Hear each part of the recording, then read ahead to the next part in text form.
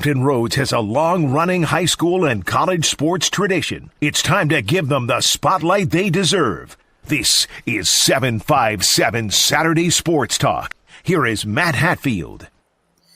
And we welcome you to another edition of 757 Sports Talk, powered by Cova Sports TV. Like, share, and subscribe and interact with us. I am Matt Hatfield. We do not know where the coach Ed Young is at the moment. Could be finishing up practice. We have no earthly idea. I know his basketball season just started for him over at Smithfield, and that team is currently sitting at 1-1 overall, beating Isle of Wight Academy in their home opener after losing their season opener on the road against the Lafayette Rams. Speaking of the Lafayette Rams, they're one of 24 teams in action on this particular state semifinal Saturday. We've got high school football semifinal games all across the board in VA. Give you some quick hitter thoughts. We've got all the previews up, all 12 of them, the 24 teams, 12 games, up on virginiapreps.com for folks to check out. They can read it from our entire crack staff, the likes of Robert Anderson, Danny Lewis, Will Garlick, Jim McGrath, and others, along with yours truly, putting those together. We'll take them in, I guess you could say, highest to lowest classification orders. You see right there on the screen, it is the Class 6 state semis going on, where the teams hosting are the teams with the worst overall records. But hey, people will get over it at some point, right? James Madison's Warhawks taking on Oscar Smith. It's a rematch of last year's state final that Oscar Smith pulled out by a whisker, 21-20, while North Stafford plays host to West Springfield. Of note, Kanaz Sullivan, the talented junior two-way performer for North Stafford, not expected to suit up in that matchup for the Wolverines today, the Region 6B champs, against a West Springfield team that's really come on this year. First state semifinal appearance for them since 1980 when they lost to the Hampton Crabbers in the finale. A nice trio there with Javon Austin at receiver, Dylan Booby Wickham at running back, and Scotty Lewis at quarterback. As far as the picks go, I took Oscar Smith to win much more comfortably than last year's matchup. I think Justin Kelsey's done an awesome job at Madison. It's not the same team as last year when they had Dom Nicely, who's at Coastal Carolina, balling out as a true freshman. They do have Matthew Waller. They do have an improving passing attack that hurt Westfield last week in the regional finals. But push comes to shove, I think Smith just has too much firepower through the air with Lonnie Andrews III and Travis Johnson. That line play is exceptional, and the defense is finally healthy for the first time all year, led by the likes of Narad Jarvis, Buffalo commit, All-State linebacker Malachi White, and then the UVA commit on the back end and Jaden Koval. Going to Class 5, big matchup in Ashburn. Oh, folks are really looking forward to it. It is Maury, it is Stonebridge, the fourth chapter between Doreen McCain's Commodores and the Bulldogs, who were once coached by Hall of Famer Mickey Thompson, now led by Kedrick Golston, former NFL defensive lineman for Washington for a dozen years. That defense is just downright nasty for Stonebridge, giving up less than 100 yards a game, barely giving up 4 points a game. They've only given up, I think, 2 completions of 20-plus yards. It's exceptional the way their defense has performed this season. Maury's got the electric offense, 52 points per game, led by the sophomore quarterback Ndamo Everett. This really his first big postseason test for him. He had 3 out-of-district games early in the year to get him prepped with the likes of Cardinal Gibbons, which they lost, with Varina, who they rallied to beat up in Richmond, playing for a Class 4 championship still. We'll get to them in a second. And with Bishop McNamara, who they outlasted in triple overtime, thanks to Charlie McCoy's game-winning field goal on that one. The Maury run game has actually produced more yards on the ground than Stonebridge the last 3 meetings. In 2019, the final that was played at Hampton University, the Commodores held on and won. 2021, the one they lost in a heartbreaker on the final play, Jacob Thomas to Zeke Wimbush at Old Dominion University, and 2 years ago at UVA Scott Stadium in Charlottesville. But if Stonebridge is able to run the football effectively against that Maury defensive front, which is not as imposing as last year, things could be different, and the Bulldogs could even that series up at 2 apiece and win. This is a hard one to call. I think the key is going to be how Maury comes out early. If they can jump on Stonebridge and get up double figures, I don't think the Bulldogs are built to come back. Maury can come back, but it's going to be a hard task on the road against that defense, different environment, and we'll see how it plays out for them. And if the Maury receivers can make some key plays for them, led by Elijah Moss-Williams, JMU signee, Damon McDaniel Jr., who's headed to North Carolina Central, Javon Wiggins, who's going to William & Mary, and he's really been an X factor in the return game, along with some key pass catches as of late for the Commodores. Indian River with the freshman quarterback, Lord Malik Carew. What a performance he had last week against the Green Run Stallions in Virginia Beach with 3 touchdown passes, recovering from the 2 interceptions. He's got 12 TD tosses this postseason. He's hooked up with his receivers consistently, whether it's Jason Preston, Valentino Shaw, Donovan Brown, Elijah Boggs, even Ryan Robinson, who had a couple of touchdowns and a pick 6 in that regional quarterfinal triumph over Kempsville. Line of scrimmage play is going to be big in this one, and Highland Springs' defense has gotten better as the year has progressed under Lauren Johnson, his longtime DC, and Coach Simmons. Their running game is starting to pick things up with Jonathan Carter complementing Eric Bird as their main ball carrier in the rushing attack. So we'll see how this one plays out. I think the Springers have the edge going in. They're at home. I think they've won like 30 straight home playoff games. They haven't lost one at home. They're at the Vic. Maybe it seems like forever. I think my man Danny Lewis would tell you, I think like 2014 LC Bird. It's been a long time. Like they've won so many home playoff games. And Highland Springs beat Indian River 10 years ago, different circumstances. Braves are going to have to cause a couple of turnovers and play from in front in this game. I'm not sure you want to play from behind. Although Lord Malik Carew, we'll see if the legend continues to grow here. He led him on a comeback against Nansemond River and that 97-yard drive against Green Run.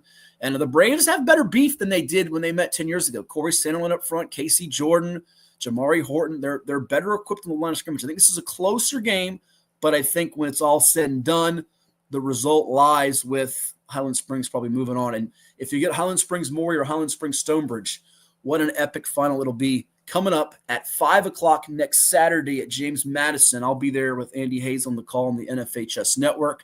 We've got the 11:30 a.m. Championship game in Class 6 at JMU. That'll either be Oscar Smith against North Stafford, Oscar Smith against West Springfield, or if Madison gets in, it'll be Warhawks and Wolverines, Warhawks and Spartans. We shall see. Let's go to Class 4, and then we'll take a quick timeout and come back and do Class 3, 2, and 1 blast off. We've got a special wrestling guest that's going to join us here in a little bit too. I'm sure Ed will be pumped, and he'll be here with us for that. He won't miss that whatsoever. He can take a timeout from his basketball practice. In fact, that's what he's doing, which we still have not confirmed yet, ladies and gents. Class 4, you have Verina and Jefferson Forest, 2 defenses giving up under 10 points per game on the year. Caleb Weiss, player of the year on offense for Verina, quarterback junior who's poised, cool, calm, and collected. Jay-Sean Bull Richardson, one of 2 UVA signees on that Verina defense, along with Damari Carter, who doubles as a playmaking wide receiver for the Blue Devils, who lost in last year's final. If you recall, 2 Phoebus, who got knocked out last week by Lafayette. We'll touch on their matchup in a second. Jefferson Forest missing one of its 2 key two-way players in Thax Rowland. That's going to be a factor here. They don't throw the football a whole lot, but brand new offensive line for Coach JT Cruz this year. They moved over Slade Kesey, the Army pledge, who was the Seminole District Defensive Player of the Year, from tight end to tackle, and he gets Offensive Lineman of the Year in the Seminole. They're coming off a 49-point performance against GW Danville, so if they can milk the clock and play keep away, getting those first downs, especially on 3rd and short against Verina's defense, is no easy task. But I think the Jefferson Forest physicality and defense will keep them in this game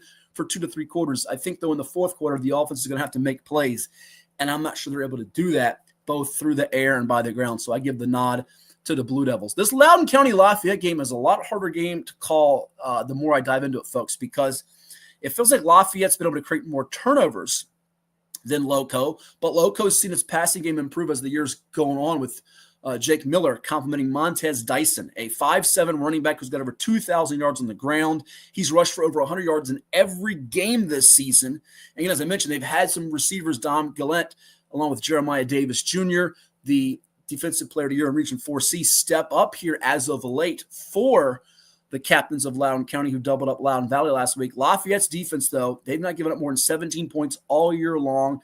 They've given up on the season just 5.8 points per game. Andy Lynn's Rams, I think they sprinkled enough of a passing attack. It could be the team with the ball last wins it.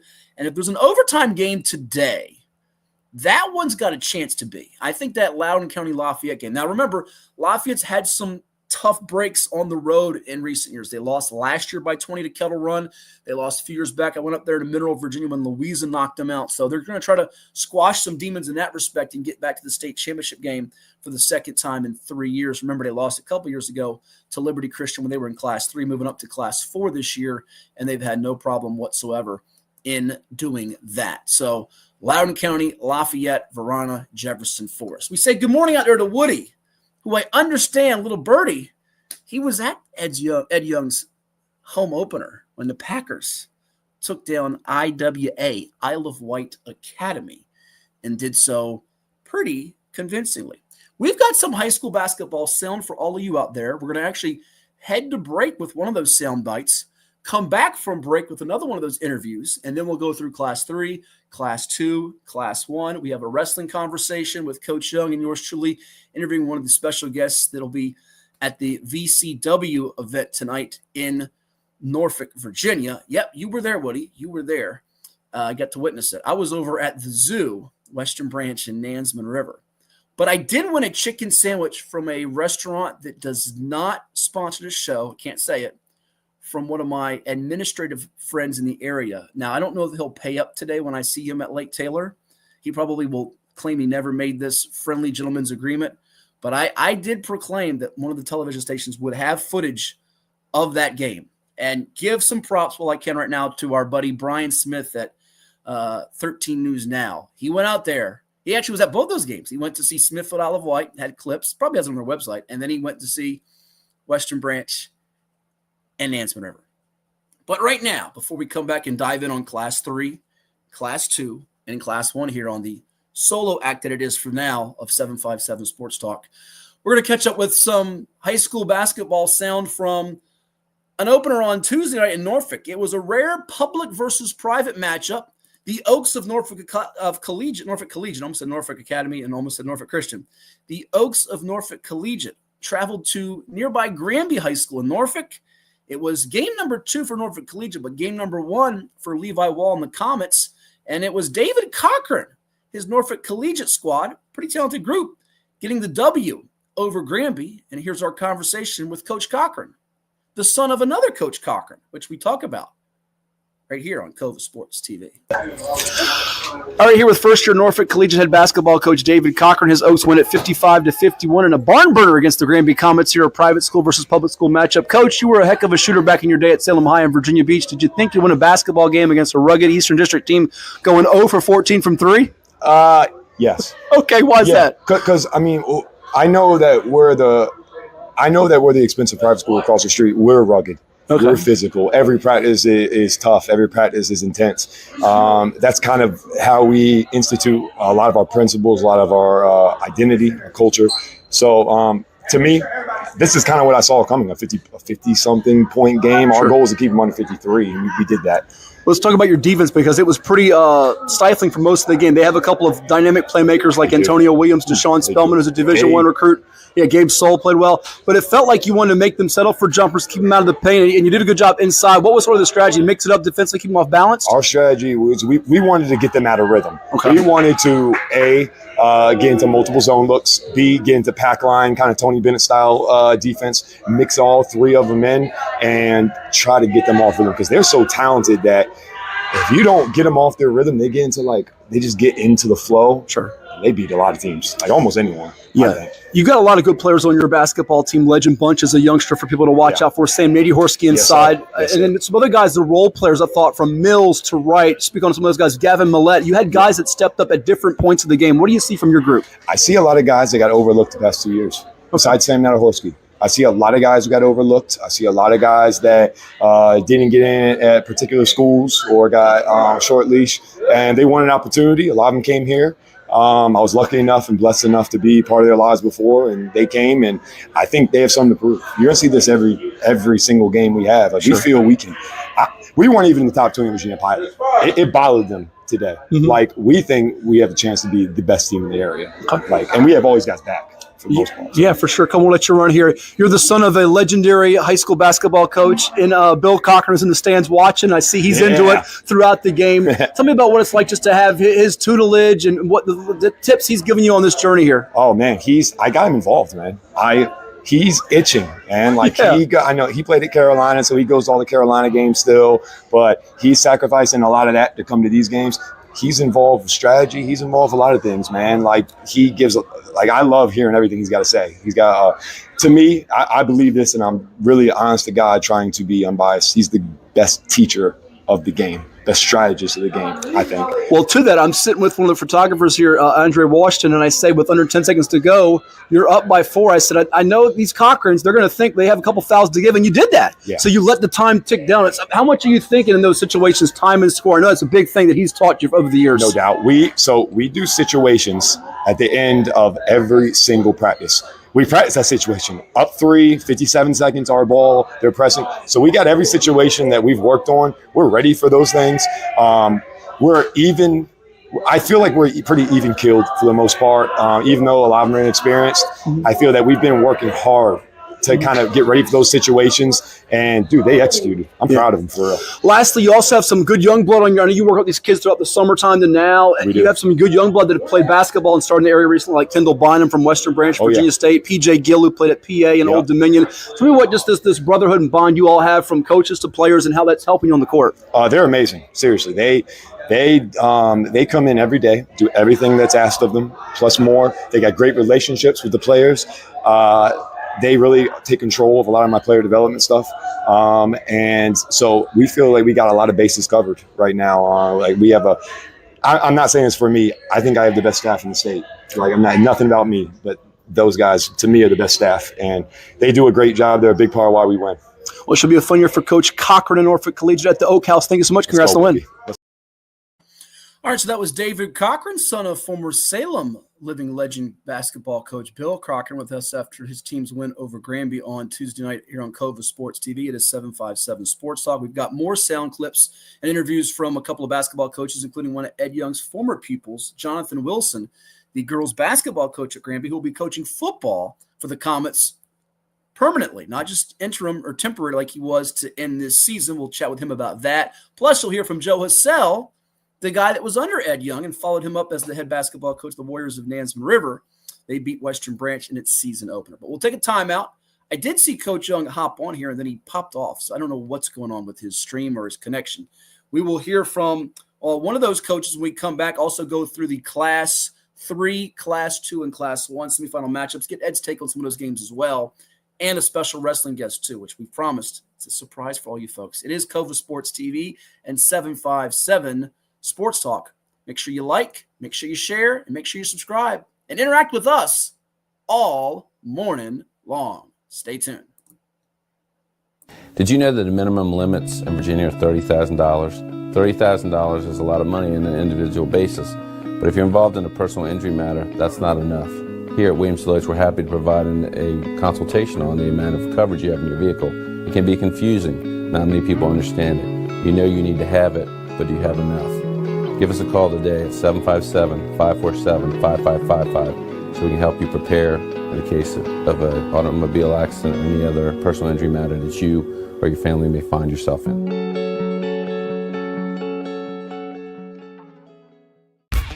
For any athlete, making it to the top sometimes comes with a few steps back. That's why there's CHKD Sports Medicine. Advanced diagnostics, treatment, and rehabilitation for sports injuries, just for young athletes like yours. What's up at DQ? Oh, just the best deal ever! The $7 bacon cheeseburger meal deal. Bacon cheeseburger, fries, drink, and a sundae. No time to be modest. It's all full size for just $7 right now at DQ. Happy tastes good. Well, it's everybody's favorite time of year again. Time to prepare to make your annual donation to that infernal revenue service. And if you're like me, you need help. Help to keep that donation as small as possible. So get off your W-2 and call John Maynard at John's Tax Service. 455-6763. Okay, I'm here with Granby head girls basketball coach Jonathan Wilson. His team wins the opener 54-29 over Norfolk Collegiate. Coach, year 2 for you at the helm of this Granby program after coaching Norview to some state tournament appearances. What do you think of your group in their first game tonight? Not bad. Some things that we need to work on. Young team, freshmen and sophomores, couple juniors. So we just got to work out some kinks, but we'll get better. What do you think will be the strength of your team as you go through December and January and get closer to playoff time? It does feel like you have some talent on this team and can play up and down and also in the half court as well. Our guard play is not bad. Need to settle down a little more, play with a little more poise and under control. But I think as our guards develop that type of mindset and control as we get better and they gain more game experience, we should improve. Eastern District's always a quality league. You know about certainly the battles over the years with Sandra Sawyer at Lake Taylor. I hear Maury's going to be a team that's going to be improved. Give me your thought on the district in general, and also in Class 5, where we know Princess Anne is still the queen until they're dethroned. Absolutely. Top across the board, it's going to be a tough game. Game in and game out in the Eastern District for girls. As you stated, those teams are very competitive, and we just got to go out and play. One possession at a time, one game at a time, and hopefully we can compete and play to our best potential. You got a player or two that we should keep an eye out for that might be an all-region candidate by season's end, or someone that has a chance to play the next level when they continue to develop? All of them are getting better. Okay. Got some good underclassmen. Micaiah Johnson, Tanaya Ricks is pretty solid. Corinne Harrell's pretty solid. Talia Canyon is pretty solid. So those girls are all underclassmen. But as they get better and learn how to play with more pace and poise, I think they could be kids to watch. Come on for that you run. Appreciate the time. Certainly you've been a busy man here this year coaching the football team, and it's now been announced you're going to be the football coach for next season. How excited are you for that challenge, but also how tiring is it coaching a couple of sports here with the overlap? As I deal with it covering football and basketball, it can be a lot of sleepless nights, if you will. It's a challenge. I'm excited and I'm up for it. I've done it before. But the good part now, I have a little more wisdom. So I'm putting together a staff of coaches that are actually smarter than me so that we can do things efficiently and effectively. And I'm empowering those guys to do their job. So we're looking forward to the change with the coaching staff and giving these guys an opportunity to show what they're capable of and coach up their positions. And hopefully we can be competitive as we get going in football as well. You have a neat journey and career, the odyssey from your days playing for my man Ed Young at Norview High School, a teammate of Ivan Thomas, who's now the head basketball coach at Hampton University, and you took Norview boys to a state championship game. You've taken the Norview girls to the state playoffs. You hope to take the Granby girls deep into the playoffs and perhaps the states sooner than later, and also the Granby football team. Though it wasn't a great record, you got them to the playoffs after a winless start. What is it about the rebuilding processes that you relish, and also what you've learned from mentors and friends like Coach Young and Coach Thomas, people like that that are in your inner circle, if you will? The biggest thing I learned from my mentor and coaches was to build relationships. So coming in as an intern, I let those coaches coach. I allowed those players to play within the system that they were already in. And I kind of just built relationship with those guys. And now I'm expanding on those relationships. And they understand that I have a passion for both basketball and football, but I'm concerned about them as well. So now that they understand that, they're putting in the work in the off season and they're getting 1% better in the little things that they can manage. And that's what I've learned. So now just building those guys up so that when we get back on the football field, we can be highly competitive and compete against the teams that we're supposed to compete against and beat those that we should beat. He's doing a great job with the youth, the ladies of Granby High School on the hardwood, as well as the fellas on the gridiron for Granby. Jonathan Wilson, thank you so much. All the best. Yes, sir. This is 757 Saturday Sports Talk. Here are Matt Hatfield and Coach Ed Young.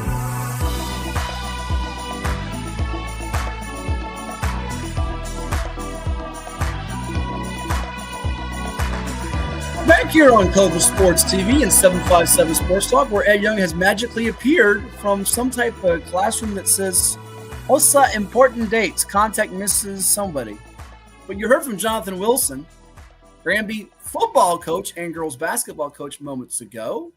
Good morning, sir. Edward, how's your weekend going thus far, and what did you make of the conversation, the little bits and pieces you heard from Coach Wilson? First of all, good morning to everybody. I apologize for being late, but my team needed me, or put it this way, my team needed to hear some things. So we've got a tough week coming up, but I'm here now. Jonathan, I love Jonathan to death. Why he's taking on this crazy dual role, beyond me. God bless him. I wish him the best. Those kids are getting a tremendous coach, person to lead them. And he talked about building relationships and getting to know those kids. That's a big strength of him. Plus, he knows his X and O's.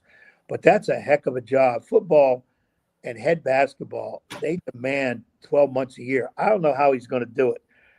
We have a conversation coming up, and I'm going to fuss him out, but more power to him. And I'm just tickled for those kids to get somebody as good as him. I hope he fusses you out for your lateness too, by the way. We do have some more state football semifinals to go through. You missed the beginning where I dived in depth on classes 6, 5, and 4. So you can save your comments for when I'm done going through 3, 2, and 1. Blast off. We might blast you away. Class 3, I'll be on the call. I'm so looking forward to this with my former partner in crime. We're reuniting today, Rod Johnson. We referenced a couple of times, former VirginiaPreps.com boss who coaches as an assistant over there at Kings Fort with Anthony Jofrion.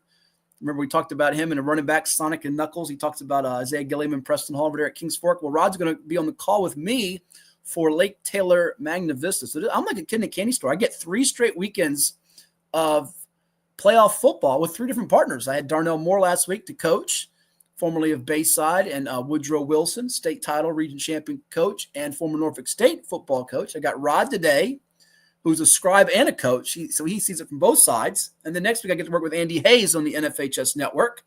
And big thanks to Andy as we did a little test run last night. He was helping me troubleshoot all the cords and buttons and knobs, because if you were with me, it would go disastrous. We know that already. So that's why I got, Coach Moore and Rod and Andy for that. I'd leave you away. Hey. And we'll have the Class 6 and Class 5 finals next week at JMU, my dad's alma mater. And yes, he'll be in attendance for that. And yes, he's also looking forward to the JMU ODU matchup on the hardwood later this month in Norfolk. And yes, he is blasting all kinds of JMU fight song music this morning after their victory, their triumph over Troy, the men of Troy, in the Sun Belt Championship. Well, let's take a couple of these in order. Okay. You got some great partners. They ain't Ed Young, and I'll leave it at that. And JMU, I don't care what Duke and Virginia do. JMU deserves one of those 12 spots, period. And so does Tulane, period. So we'll go from there. But a lot of action for JMU. It's going to be a lot of excitement. Big win last night on there. And, of course. Did you watch any of that game? By the way, I wasn't watching it, but he's calling me, like, trying to give me play-by-play. And I'm like, okay, well, I'll look at it later. He was into it. He was into it. Hey. I think it was on the Deuce last night, ESPN2, I think. Yeah. But he was into it. One Hatfield on play-by-play is enough. 2 is disastrous. Yeah. This is a good point. Right. But if we weren't pressed for time, I would have probably reached out to our buddy Kurt Dudley, who I'm sure we'll get on. And they got a new coach, by the way, and I want to get your take on that later in the show when we have some time here. Billy Napier stepping in as the new man, former Florida Gator coach, because Bob Chesney is going out west to UCLA. And I know we'll talk about it later, but remember where Billy Napier made his name in the Sun Belt with I think it was Louisiana. Yep, the Raging Cajuns. The Cajuns, yep. So coming back home, so to speak, in terms of conference. So that'll be interesting. So we got sidetracked with all that. Lake Taylor plays Magna Vista today. You're taking the Titans. I don't want to say who too loud I'm picking because I might get thrown at. I'm going to be in the press box of the home team and I might get Hank trouble. Sawyer, I'm going to say it. Hank Sawyer, your buddy Hatfield's taking Magna Vista. Can you believe it? Well, you can't say it right. It's Magna Vista, not Vista. I don't care how to say it. They're not being I will tell you this. I think it's going to be a great game played in the 40s. I was stunned at your pick in the 20s. These two offenses average over 44 points per game. Magna Vista's receivers are for real. Lake Taylor's running game is for real. They've got 3 players over 1,000 yards rushing this year for Lake Taylor with Keon Johnson, Jeremiah Farabee, and the quarterback in Kevin Adams. I don't think the defense will stop the other team unless they get sacks or takeaways, which is always possible in the game of football. And I do think the kicking game will be a factor. And you got two great coaches. Joe Favero's won back-to-back at Magna Vista, and Hank Sawyer's won 3 state titles, trying to get a 4th to match his wife. That's what I'm saying. That's why I'm going with Hank, because he don't get this. He might be on the outside looking in at the house or on double chore duty for the longest time. So that's my main reason for going with Hank. Well, here's the great stat for Coach Sawyer. Lake Taylor is a perfect 6-0 in the state semifinal round under Coach Sawyer. 7-0 all time when you go back to the 1980s when they beat Dinwiddie in 1982, 14-10 under the late Billy Morrow as coach. So they've never lost a state semifinal game. We'll see if that happens today. Speaking of history, Liberty Christian trying to go for the 3-peat. They're taking on Kettle Run today, and it's going to be in Nokesville, not in Lynchburg.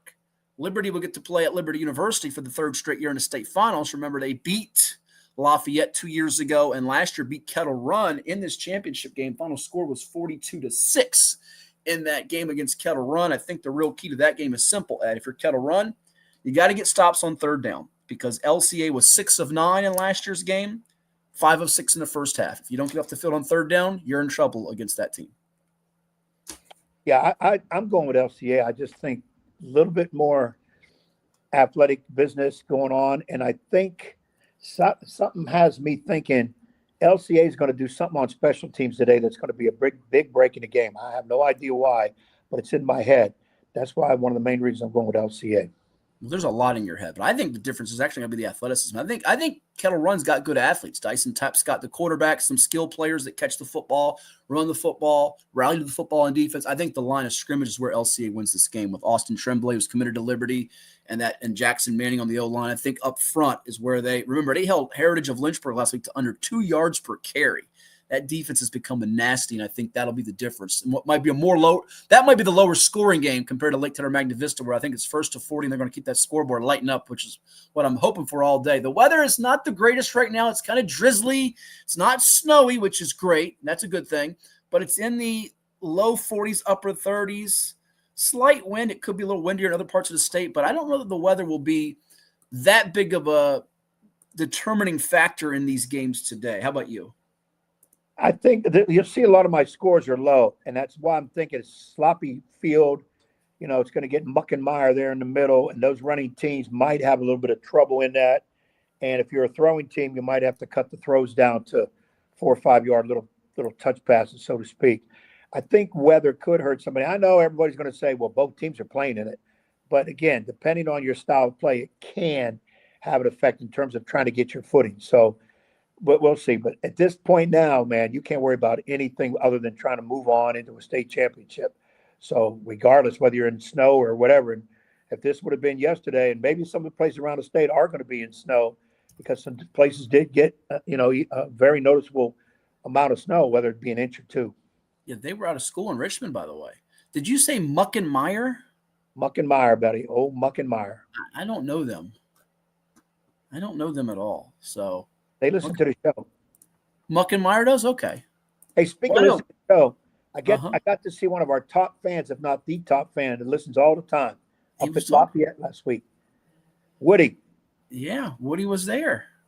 Woody came up and said, Coach, I want to see what your squad can do. And after the game, he came back and said, I wonder who Smithfield is going to hire next. And then he walked out to the gym. Yeah, we got to get, what we got to get? We got to get, if you're going to be doing the show from the building, we got to get you like a little background that has like a little Smithfield Packer background, or even like we had our banner with our cartoon faces. We got to get you a nice little background.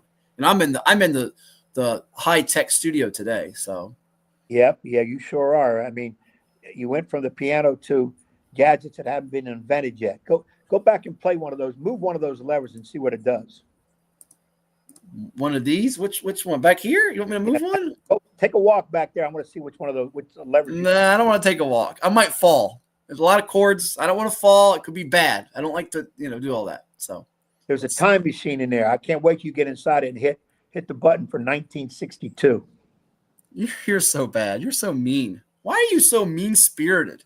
You're like the Scrooge before Christmas. Well, I'll tell you what, it was not a pleasant experience for Poquoson last year at home against the Strasburg Rams. Strasburg won the meeting with the Bull Islanders. We talked with Carter Jones last week. By the way, I loved the feedback on the interview with Carter was great. People enjoyed hearing him on the show last week. 14-13, Strasburg pulled it out last year. These are two running games. I think you said it best last week on our TV portion of the program. Great line play, lots of running. So my question to you is, sir, what swings the game? I feel like Pocoson's better to rip the ball away, get a fumble, some type of timely takeaway. You got James Miller back there with a lot of interceptions, but I feel like that could be the difference along with the kicking game and a Strasburg-Poquoson game that's going to be played between the tackles for most of the day. Yeah, I kind of feel a key turnover. It's going to be a close game again. And could I jump into special teams play and say, can somebody get a block punt? Could somebody return a punt?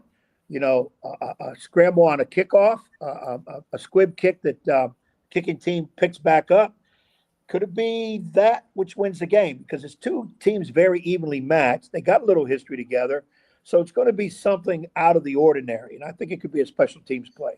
And remember last year, Pocosin had the great punter in Josh Mitchell. Their punting game's not bad now, but I think Pocosin's defense is going to be better equipped to stop that run game with Strasburg. Last year was really a 1-2 punch with Taki Coates and Quincy Williams. Quincy Williams is the main ball carrier now because Coates graduated for Strasburg. I think Pocosin's going to eke it out close, but that's a coin flip game, much like the other Bay Rivers team involved with Lafayette traveling up to see Loudoun County. The good news for Pocosin is they're at home again for the second straight year, and their defense has been pretty consistent.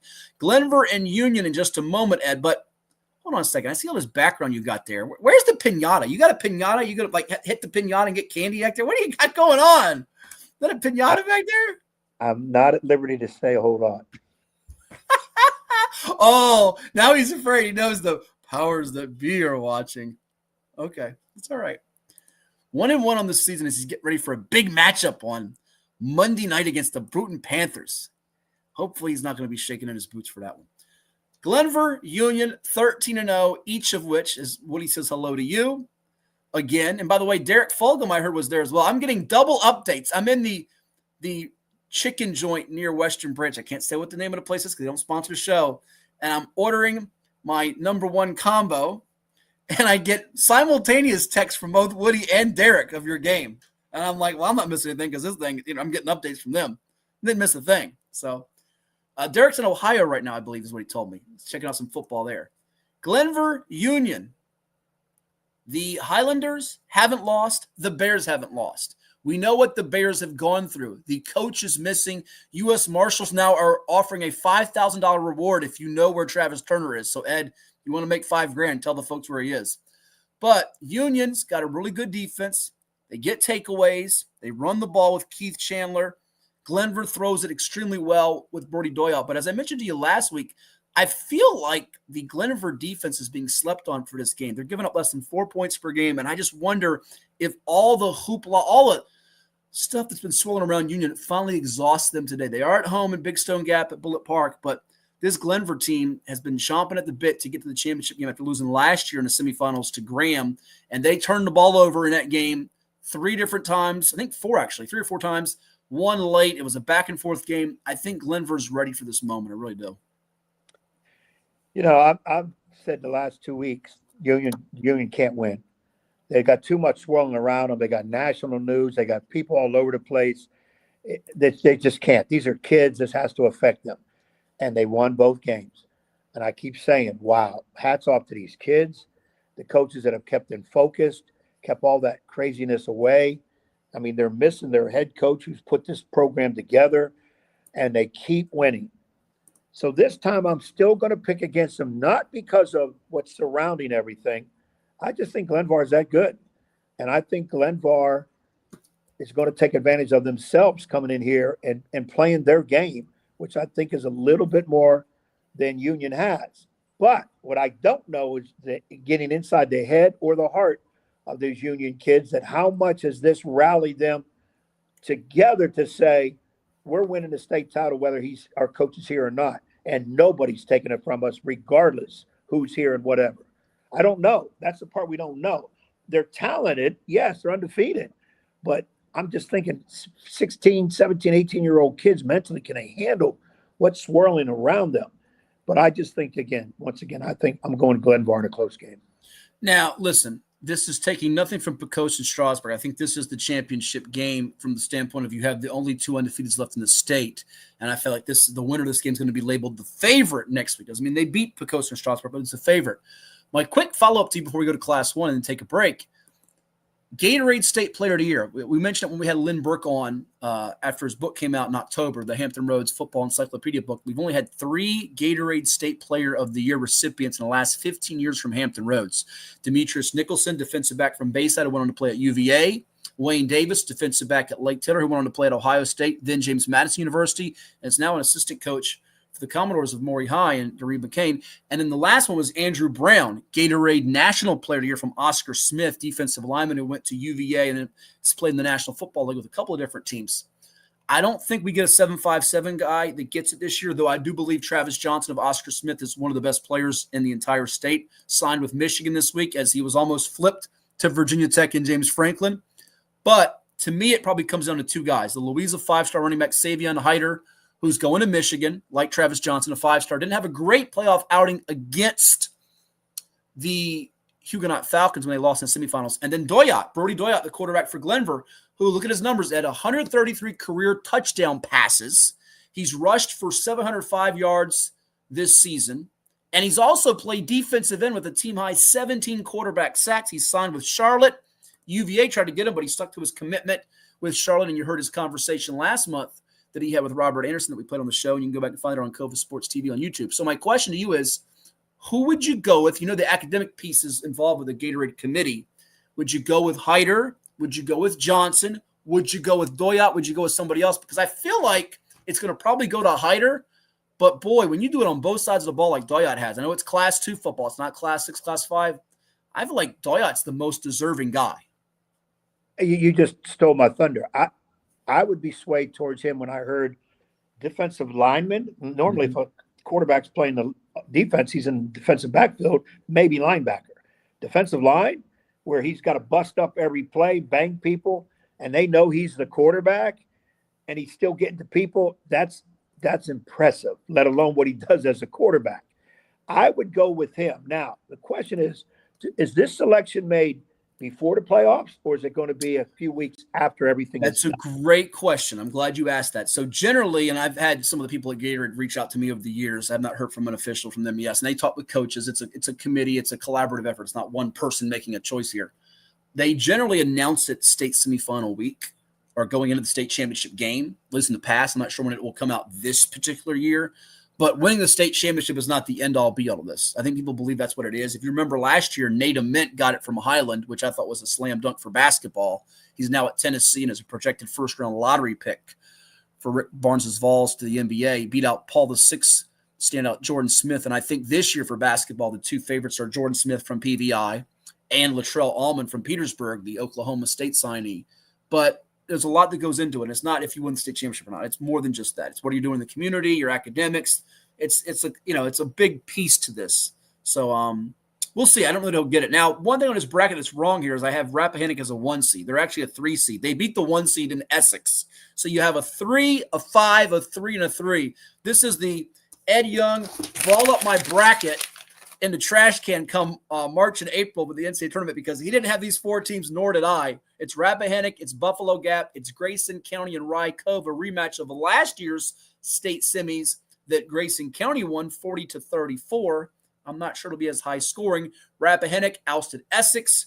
Buffalo Gap shocked Riverheads. They were 4-6 regular season, and they had a kid in Isaac Goff score 7 touchdowns against the Gladiators last week. So I'll hold your feet to the fire.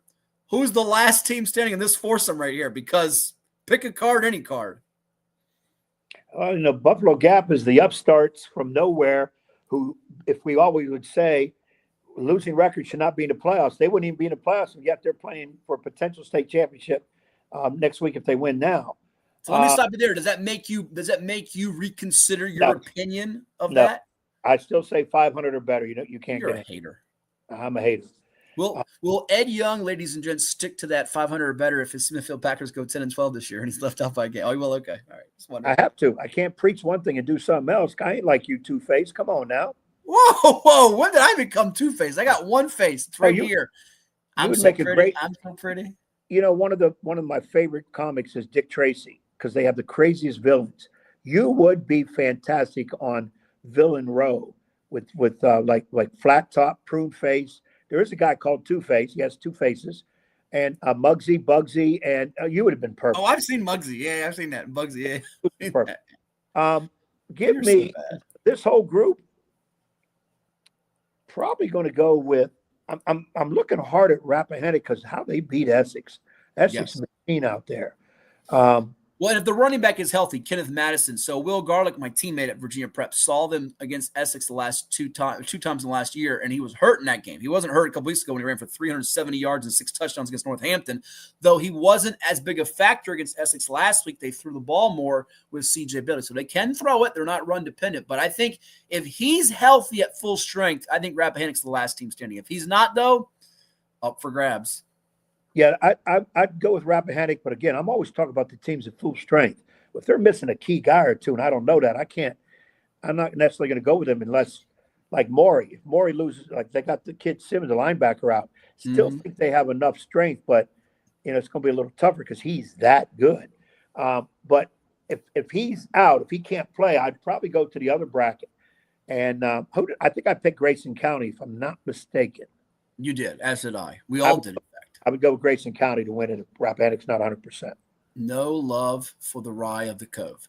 Let's real quickly get your picks on the other 5 divisions of not who wins each game, because people can find that on VirginiaPreps.com, the full in-depth previews that our entire crew has done. Last team standing in Class 6. Is it Oscar Smith or is it somebody else? I'm playing homer. Give me Oscar Smith. You are a homer and not Simpson. Class 5. You mentioned the injury to Ike Simmons, Maury Stonebridge. Something says to me, if you put up an odds board, people are going to say the winner of Maury Stonebridge, Maury's the favorite here. But maybe the safe, not money, we're not going to say money, the safe pick would be of these 4. The safe pick would be Highland Springs, because they feel like they're the safer pick to win of the 2. Then they just got to win the game over Stonebridge or Maury, and it might be a slight dog in that matchup. What says you, sir? Well, I tell you, whoever comes out of Maury, Stonebridge is going to be beat up a little bit. Right. Those are 2 behemoths going at it. Right. I think I'm going with Maury in that, and I think I got Highland Springs. And I think in the ensuing week, Maury will get themselves ready, and I'll go with Maury to win it all. So you're staying with Maury. You're sticking to your guns on it. All right. I'm going to take a lot of flack for this. I'm one of the few people on the island taking Stonebridge today. I do think if it's Maury Highland Springs, it's advantage Maury slightly over Highland Springs. I think Highland Springs is better equipped to go beat Stonebridge coming off a win over Maury. So because of all that I said, I'll do what I just said. I'll take Highland Springs to win the championship, which I did not believe for a second in late September, early October that would happen. But right now, I'll go out on that limb and say an 804 team takes the Class 5 crown. And I think an 804 team takes the Class 4 crown with Verina winning this in Class 4. Do you concur? Let me back you up. Is it because Simmons is out for Maury? Is that why you're switching? Correct. If Ike Simmons was definitely playing today, which we're hearing it's highly doubtful. If he plays with that injury, then he's a warrior god. He's not. Max Scherzer no longer is the warrior god that Tony Kornheiser's declared him, the baseball pitcher. It's Ike Simmons, because there's no way I think he can play with that injury. I mean, I don't think it's humanly possible. But if he was to play and at full strength, I would pick Maury tight against Stonebridge. But with him out, I don't know if their run defense can hold up for 4 quarters. That is the main reason why I'm picking them. Yes. Okay, I just want to make sure. Yep, it is. But I think it's a toss-up. I don't think it's cut and dry. I mean, you can make a compelling argument either way. And for any of those 3 teams, Indian River, if they were to win it, that would be the shocker. That would be your, NC State beating Houston, Cinderella surviving advanced Jim Valvano story, because with a freshman quarterback, my goodness. Who is the real good defensive end for Stonebridge? What he wants to know. Well, they have a linebacker edge guy who's going to Tennessee. That's Kedrick Golson II, who was the player of the year for Stonebridge in that Region 5C. But Woody, they have a couple of good defensive ends. He plays more of an outside backer role. If you have a jersey number, I can tell you right now, because I have the rosters in front of me. So you got to give me a number, Woody. Give me a jersey number, because they have a lot of good players. Kellen Nash at defensive end is good. They got a lot of good players. I need a jersey number. Give me a jersey number, and I'll tell you who it is. But Verina, Loudoun County, Lafayette, Jefferson Forest. Is it Verina's to take or Verina's to lose?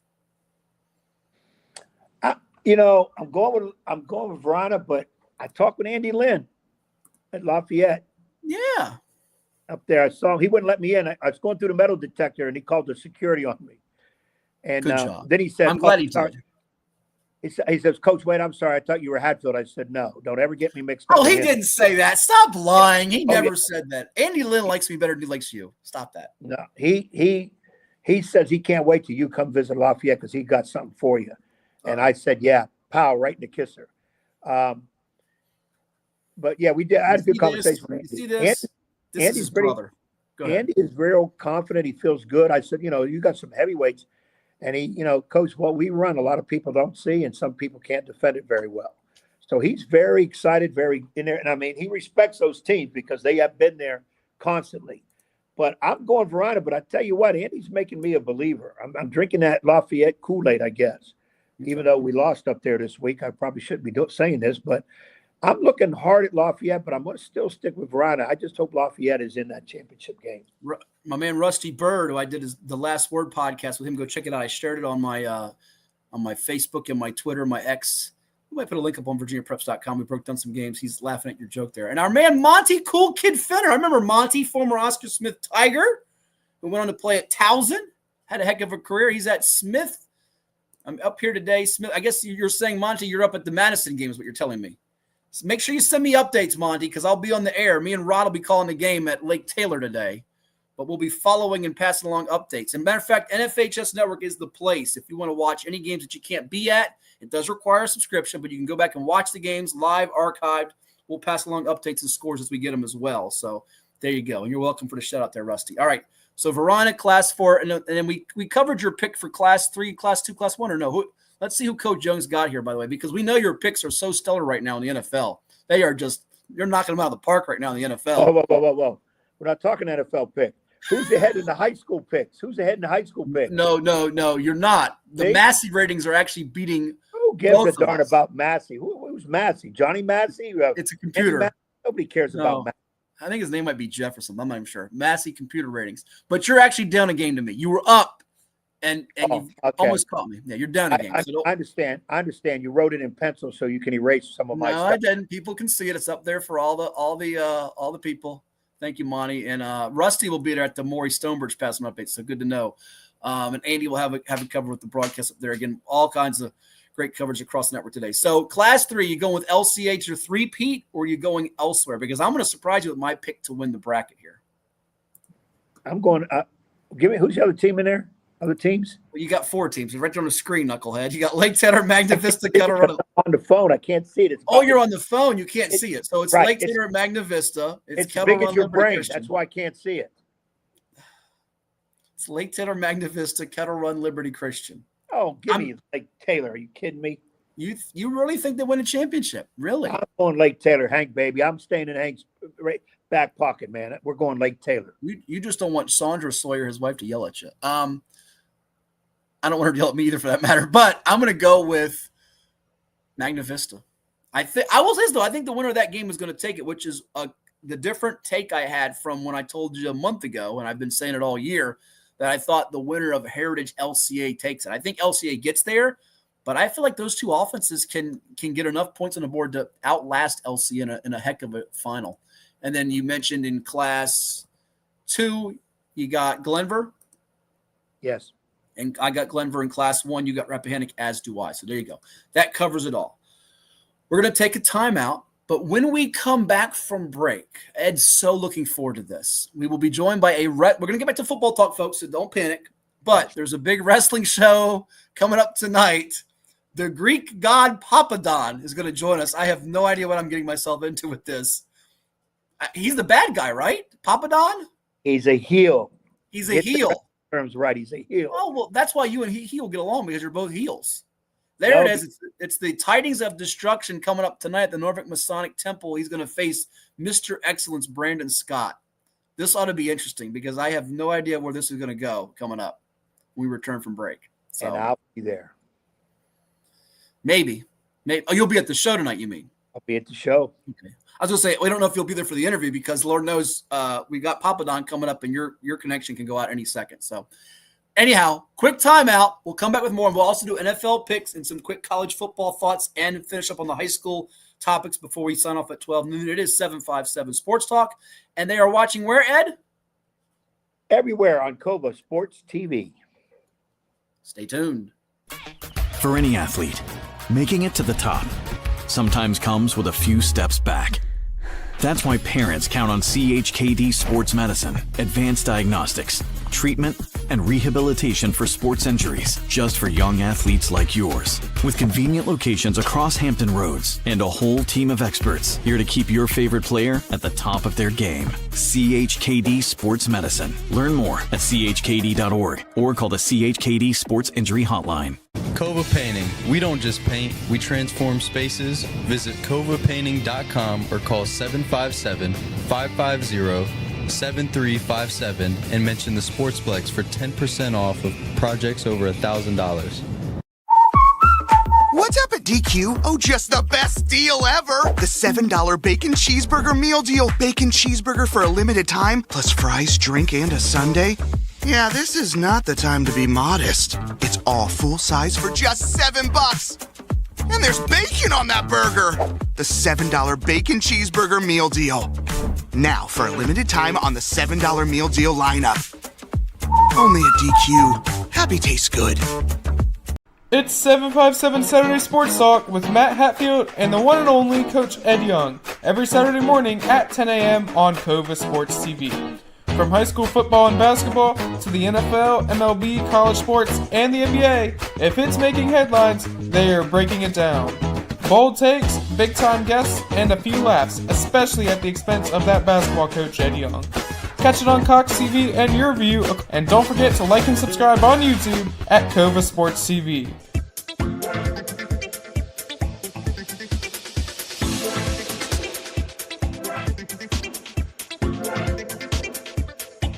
This is 757 Saturday Sports Talk. Here are Matt Hatfield and Coach Ed Young.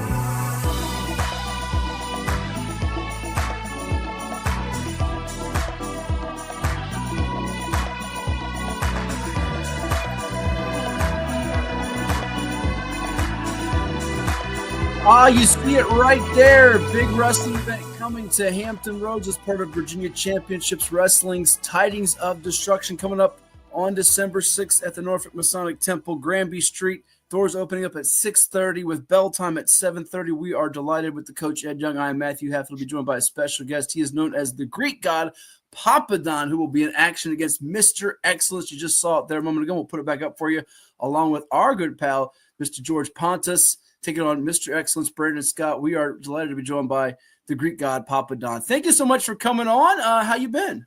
I am doing fantastic. Well, great. It's good to have you on the program. Let's dive into your background. I know people that follow VCW and wrestling are familiar with you, but some of our audience might not know about how you got involved with the sport, how this matchup came about. So sort of give us your beginnings, if you will, and how pumped you are for this matchup. Oh, first of all, I'm very pumped up for this matchup. Not to take anything away from Brandon Scott besides his poor choice of aligning himself with the VCW fans. He is a great competitor. So anytime him and I do battle, it's always an epic encounter. Last time we wrestled was the first time we wrestled singles, one-on-one, and this is the second time we're going to obviously have a singles match. He couldn't get the job done. He couldn't beat the Greek god. So that's that. So I'm very excited to smack that punk from pillar to ring post, on the 6th, and do it in front of the Norfolk, Virginia wrestling fans. But as far as I am concerned, I've been wrestling now 26, almost 27 years. I got involved in professional wrestling and started training in June of 1999. I had my first match July 17th, 1999, which is my 22nd birthday, because I was born on July 17th, obviously, for you slow people out there.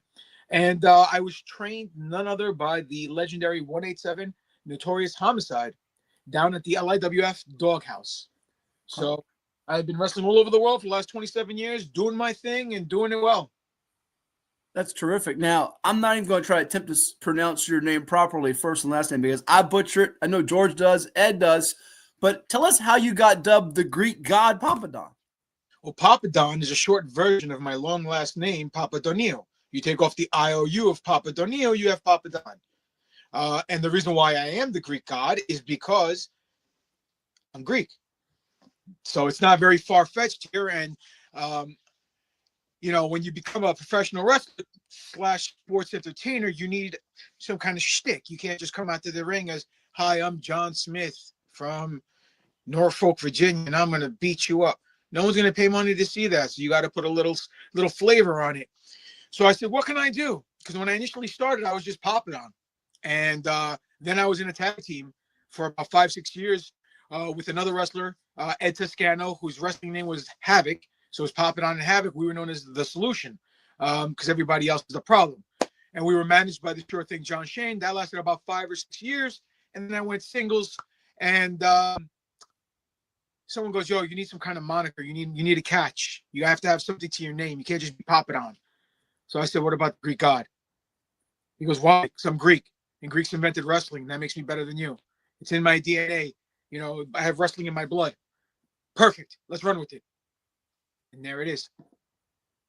The rest, as they say, Ed, is history, as he's wearing the NWO. And Greeks invented history, so I know a thing or two about history. So there you go. There you go. Man, I tell you what, Mr. Papadon, you're educating me on all that because I didn't know the Greeks invented everything like you say they are. But I'm going to believe you. Now, being a high school basketball coach, longtime teacher, I got to ask you, did you do any wrestling grassroots in high school, anything like that, or military or whatever to get your original start? No, I mean, I am an athlete. I've been playing sports all my life. My brother will say not well because my brother and I have a competition amongst ourselves. He's a collegiate football player, my brother. So all my life I've been very active with sports, whether it's basketball, baseball, football, stickball, handball, whatever. I never wrestled in school, always wanted to, but my parents were Greek immigrants. They came to this country, legally that is, and they were very strict when it came to school. They wanted me to have a bright future. And they said, listen, if you're going to go into sports, you can't work a job and have sports because your grade's going to slip. So I liked making some money at the time because I have a comic book habit, or I had a comic book habit at the time. And I just never got into it. Now, two things to come full circle is that as a young kid, there's two things I wanted to do in my life. One was draw comic books for Marvel or DC. And my father wouldn't let me go to art school. I'm a fantastic drawer. You can ask George. And I felt like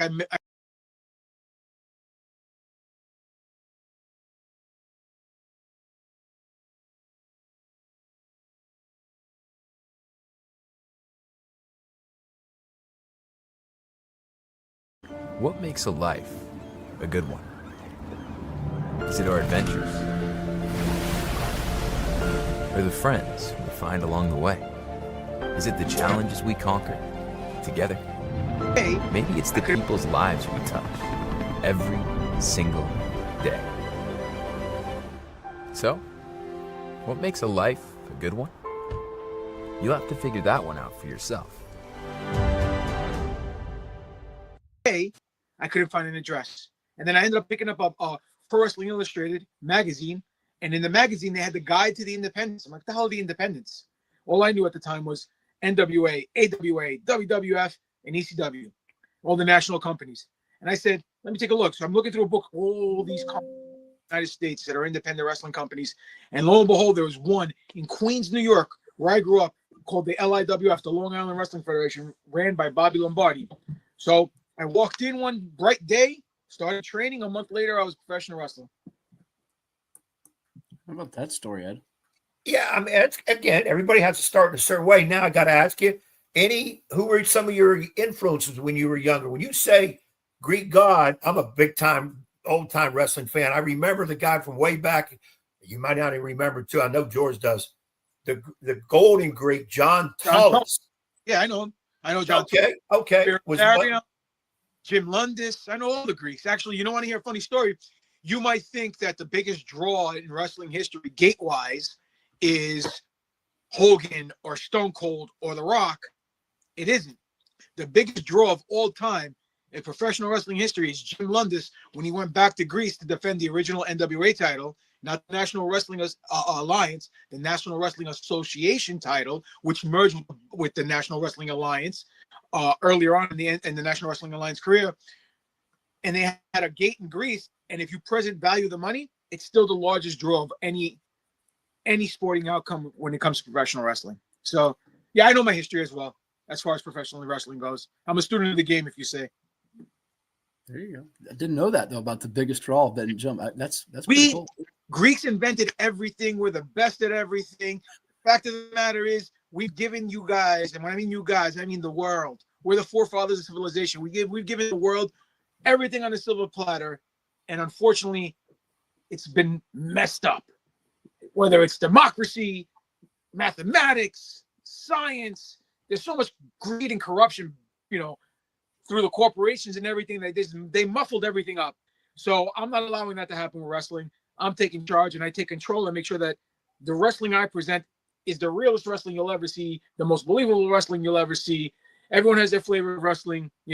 vanilla chocolate strawberry. My flavor of wrestling is believability and reality. So when you come out there and you see me wrestle, people are going to say, whoa, these two really hate each other. Or, whoa, that wasn't supposed to happen, and I got you. That's why I'm a ring general. So.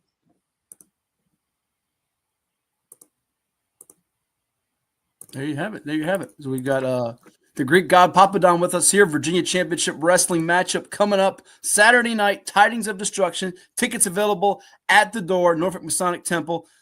Be there. Be square. 7:30 bell time. 6:30 doors opening up. It is 757 Sports Talk here on Cova Sports TV. Ed. Well, again, I go back to Mr. Papadon and I say, you're going against Brandon Scott. You're second time ever. Everybody does things the right way. And it kind of sounds like you're going to do things your own way in this situation. And here's the piece de resistance. You have now brought in the infamous George Pontus as your manager. George is a good friend of our show. He's been on. He's a good man. But the last time we had him on, we got into war words because he turned bad. Yeah, you chewed him out, Ed. You were mean to George. He did some crazy things. It shocked me. So apparently he's still on that level. Listen, first of all, when it comes to Mr. Pontus, you will address him as Mr. Pontus, not George Pontus. You're not on his level. So what you need to do is take a step back and be the assistant coach in the conversation when you go Pontus. All right? That's first and foremost. Corrected. Yes, you do. Secondly, George is a very, very knowledgeable individual, and is with his brain, his intellect, and his wisdom in my corner, and my athletic prowess, and my strength, and my wrestling abilities, we're in an unstoppable force. Brandon Scott couldn't get the job done last time. He's not going to get the job done this time. And the future of VCW, whether people like it or hate it, they're going to learn the hard way to respect it, is GGP, that's Greek Papadon for all you slow Norfolk wrestling fans, and Mr. Pontus. Because we're taking over and we're going to do what we always do, entertain the fans, give them their money's worth, but most importantly, we're going to set the record straight. We're going to do it the Greek way, the correct way, the best way. Well, I get all that. I get Mr. Papadon and with Mr. Pontus, I get it. But you said earlier, the Greek gave us everything. They know everything. They're smartest. So why do you got to have somebody on your side if you already know everything? Because I'm kind of confused. Okay, well, this is where you show your hand. I'm using a poker reference. I don't know if you guys know poker or not, but you just proved to me that you are a peasant and a lower intellect individual, because as a coach, you should know there's strength in numbers. So when I have George Pontus in my corner, that's two Greek brains, which makes it like 3,000 brains against one. And the odds are always going to be in our favor. Not only because we're Greek, not only because we're sexy individuals, not only because we're the greatest wrestlers and the best entertainers in that company, it's because obviously the law of averages, when the ratio is 1 against 3,000, obviously those with more win. It's the art of war, my friend. Let me ask you, Papadon, if I can, do you relish hearing the crowd go against you? Does that spur you on more? Take me through kind of your mentality, as you know there will be a pro Brandon Scott crowd, but does that just egg you on even more and motivate you even more to just put down the beat down on them, if you will? Listen, there's two types of people that come to the Virginia Championship Wrestling, okay? Those are the people that want to be me, which are all the males, because they can't be me, and all the females that want me. And that's usually their fat girlfriends or their smelly mothers or their ugly cousins and their sisters, who are usually the same thing as their girlfriends or their wives. So the point being is, I can't blame them for hating me, because envy is a very disgusting thing to have as an individual. And all these people are envious of my greatness, and they're envious of the way I look and the way I kick everyone's ass in the ring and I entertain the masses. So of course they're going to boo me, because they want to be me. And those that want to be with me in more ways than one can't have me, because I'm way above their they're how can I put it? I'm way above they're way below my standards, put it that way. Mm-hmm. So I don't care. Boo me all you want. Bring all the pizza boxes that you want. Call me Little Caesars. It doesn't bother me whatsoever. Fact of the matter is I thrive on your hate. Your hate makes me stronger, like the Emperor in Star Wars. I am the freaking dark side. So bring it. I don't care. You make me stronger, I'll destroy all your heroes and sit on my throne in Mount Olympus, just drinking my ouzo with a big smile on my face. Ed, it's going to be a part of a big matchup. Again, you see the Greek god Papadon and George Pontus. Mr. George Pontus, doors opening up at 6:30, bell time at 7:30. Rex Lawless defending the Virginia Heavyweight Championship against former WWE Cruiserweight and ECW World Television Champ Kid Cash. You got LDJ challenging Commander King for the VCW Liberty Championship. Nice and smooth. Put their VCW Tag Team Championship on the line against the Helm Golden Pinky Society, partnering up with Benjamin Banks and Diamond Victor Griff, going one-on-one. Devontae's meets Big AC in a rematch from October 18th in Fredericksburg. So much more. And, of course, Mr. Excellence, Brandon Scott, taking on the Greek god Papadon with Mr. George Pontus, part of Virginia Championships Wrestling.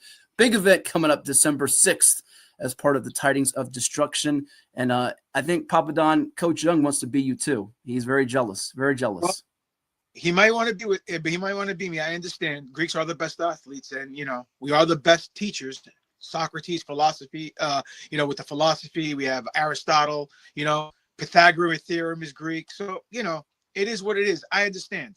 Just pick a number, go back to the line like Rosa Parks. She'll be fine. Well, I know we can't take a whole lot of your time, but, I respect you.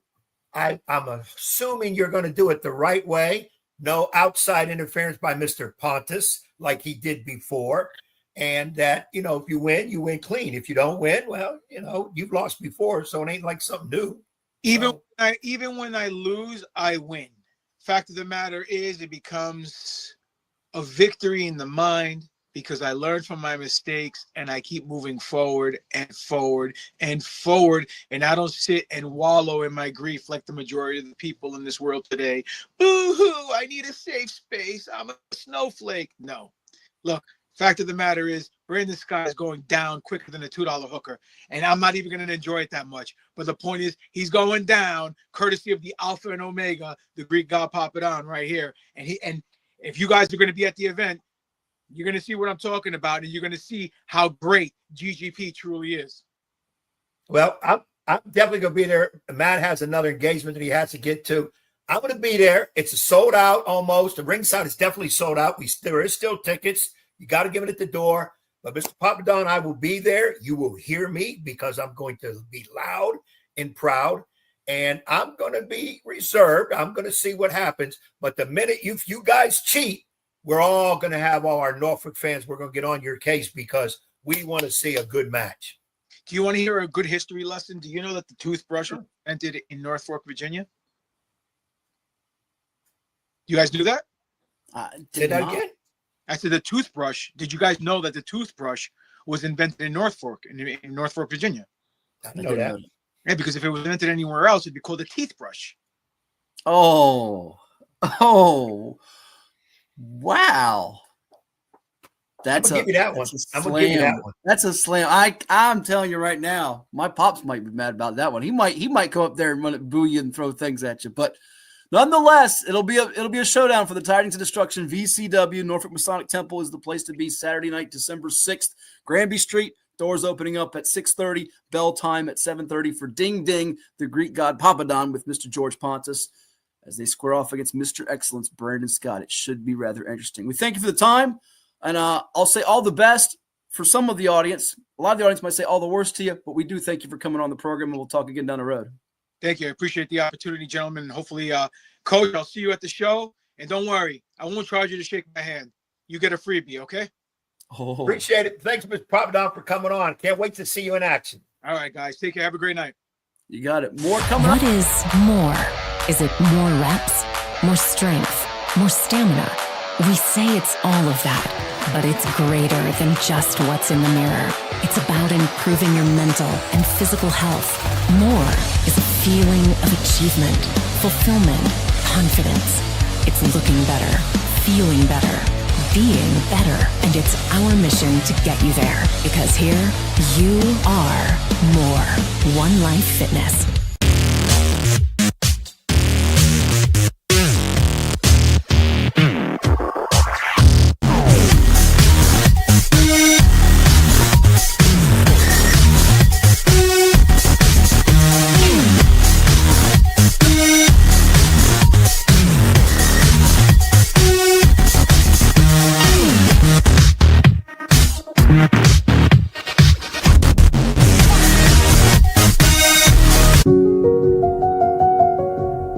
As a banker at Town Bank, we believe that people bank with people, not with banks.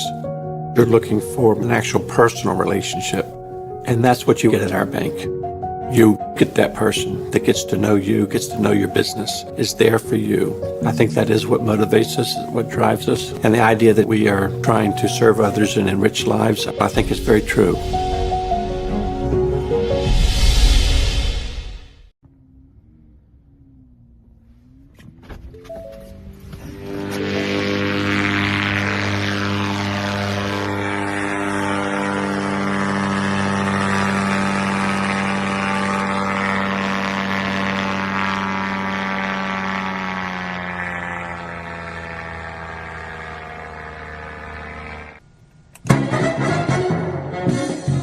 And now back to Matthew Hatfield and that evil basketball coach. Blast you, Ed Young!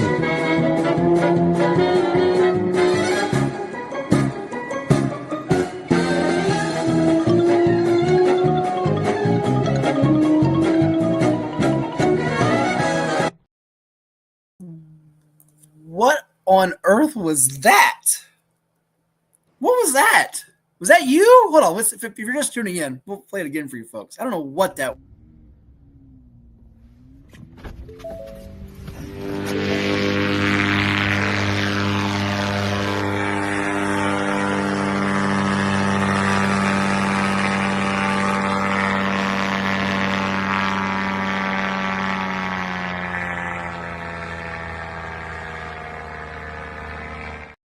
You better be careful. You get hurt doing that.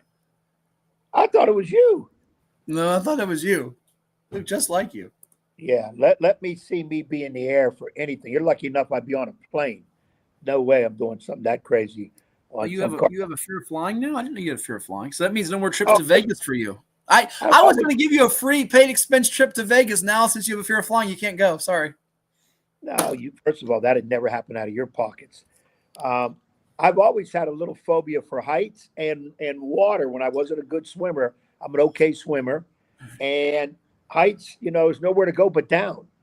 So when I go on a plane, boy, I just hold my breath until the plane lands. Passed out a lot of times too. You hold your breath until the plane lands. Yep, I've gone to Vegas a few times. Well, I know that, but holding your breath might not be a good move. That's why I say pass out that way. I don't even want to talk about the plane going. I don't even want to talk about that. That's not good stuff. How about the interview with the Greek god Papadon? He told me to take a back seat and be an assistant coach. You know what? I'm going to give him one of these tonight if he ain't looking. Yeah. Some weird stuff there. Weird stuff. And he was referencing you when he said toothbrush. No, it wasn't referencing me. That was not me. That was definitely not me. Yep. He's a heel. And George is going to play the bad guy routine again. But I'm going to be there. It's not a routine anymore. So here we go. This is the college football playoff projected bracket. You see the question marks. And we asked it earlier on Cova Sports TV to all of you out there, Edward. What do you think? What do you think? What do you think? And we asked this question: who is more deserving, Miami or Notre Dame? Oh, you're on your phone again. You can't see anything that we put up on the screen. Not a thing. Well, you just saw the video. Okay, hold on. Let me see. I got you. You're like, well, I'm not going to make that joke on the air. I'll get myself in trouble if I make this joke I wanted to make. I'm not going to do it. I'm going to refrain from getting in trouble. Papadon made a couple references that I had to hurry up and close my eyes. Yeah, we apologize for a couple of those. No, I don't.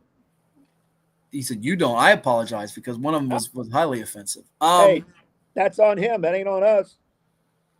Miami, Notre Dame. Notre Dame. Miami people. Are you just going to erase the Florida game? Is that what we're doing now? Wait, Yes, Florida game. Wait. What Florida game? Time out. Florida game. They didn't lose to Florida. Who are you talking about? Florida State? They didn't lose to Florida State. No. Who did Miami if you're lose to? If you're gonna argue about Miami, know who they lost to. Who'd they lose to? They lost 2 football games to the likes of Louisville by 3 and SMU by 6. They beat Notre Dame by 3. The same Notre Dame who lost on its home soil to Texas A&M, giving up 41 points, and to Miami. So again, Notre Dame is benefiting from a loss to Miami more than Miami's benefiting from a win over the Fighting Irish. Miami, if that's your war cry, we beat Notre Dame. Okay, so we're just going to erase SMU and Louisville losses. Okay? Notre Dame lost to and Miami. They lost to Miami. 3 points. Doesn't matter. They lost. Miami lost to SMU and Louisville. End of sentence. Bad losses are valued more than good wins, is what you're saying. At this point in the season, they should have had they won one of those 2 games without question. They're in the playoffs. Well, they'd be in the ACC championship, but let's get on the dumb ACC for not allowing one of its teams with a stupid 5-way tiebreaker. And look, it's great for the University of Virginia today, taking on Duke. I don't want to hate on it too much, but let's just be perfectly honest. I don't know. Now, if they beat Duke, they're getting in. They're going to get in the playoff. But I think Duke's going to probably pull it out. I really do. And at that point, the ACC could be shut out entirely. Not a single team of the 12 because you'll get JMU, you'll get Tulane. So those question marks that was the projected bracket. It'll have Tulane in the 12 slot against Oregon in the 5. It'll have Ole Miss in the 6 slot against the 11 of JMU. But by the way, I don't think that's going to happen because I think they're going to flip this. So I think this projected bracket from our friends at On3, our parent company with Rivals and us at Virginia Preps, I think they're going to put Notre Dame against Ole Miss because they want to give your Irish that easy game to the next round, knowing that Ole Miss's team is basically, not even with it anymore. They could care less given what's transpired as Lane Kiffin went adios to Baton Rouge. But more importantly, you have 4 conference championship games that have implications today, Ed. They're BYU, Texas Tech at the top of the hour in the Big 12 title game. They are UVA, Duke tonight in the ACC, Indiana, Ohio State in the Big 10, Georgia, Alabama in the SEC. Georgia's 11-1, Bama's 10-2. Georgia's safe no matter what. Bama beat them the first go-round at Georgia. But if Bama gets crushed 35-14, which I think is entirely possible, do they still belong in this playoff, yes or no? Now, I can't say yes or no. What do you mean? It's a yes or no question. How can you not say yes or no? How can you not say yes or no to a yes or no question? Okay. If Alabama loses today, they don't belong in the round of 12. I agree with you on that. I was just asking for a yes or no question. If the margin matters, if they lose a close game, I think they belong, but that'll be their 3rd loss. And remember, you've been the guy from the very get-go who said 3 losses. No, 3 losses. Bye-bye, Texas. Bye-bye, everybody with 3 losses. So let's see if you stick to your guns and your statements. Go ahead. You waved everybody. Go ahead. If Alabama loses, it's 3 losses, correct?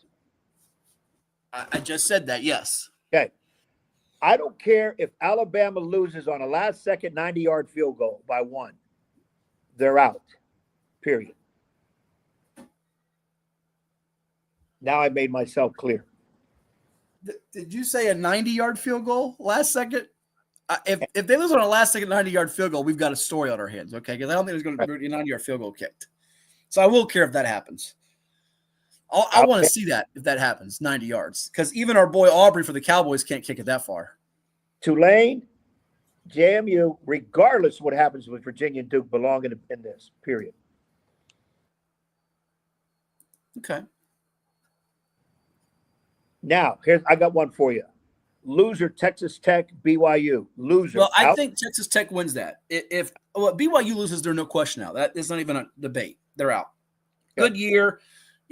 Coach Sataki decided to stay, not go to Penn State, but they're out. They're done.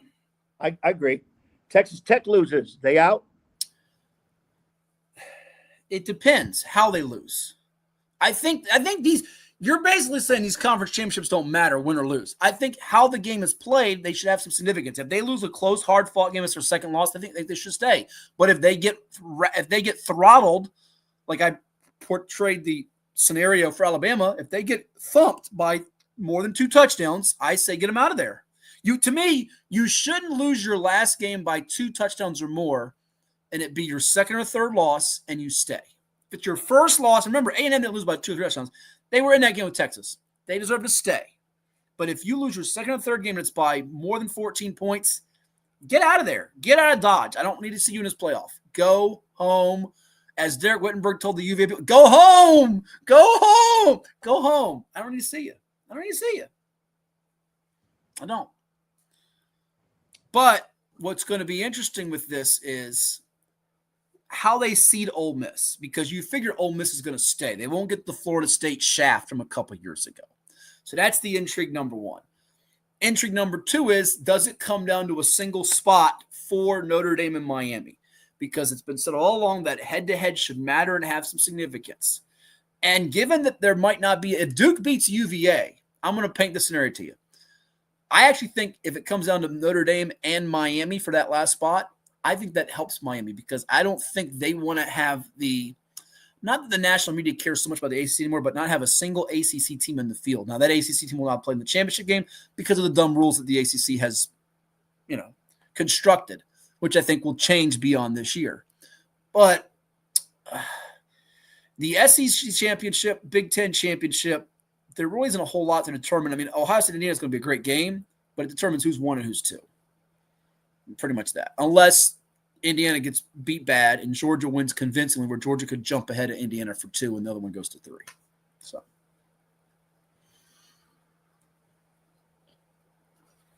Well, you know me. I've been a proponent since day one that at least some of these teams that win the low conference, if they have a great record, 1 loss, maybe 2, 1 for sure, they belong in this. Mid-America Conference champion has 4 or 5 losses. Conference USA champion has 4 losses. They don't belong. Okay?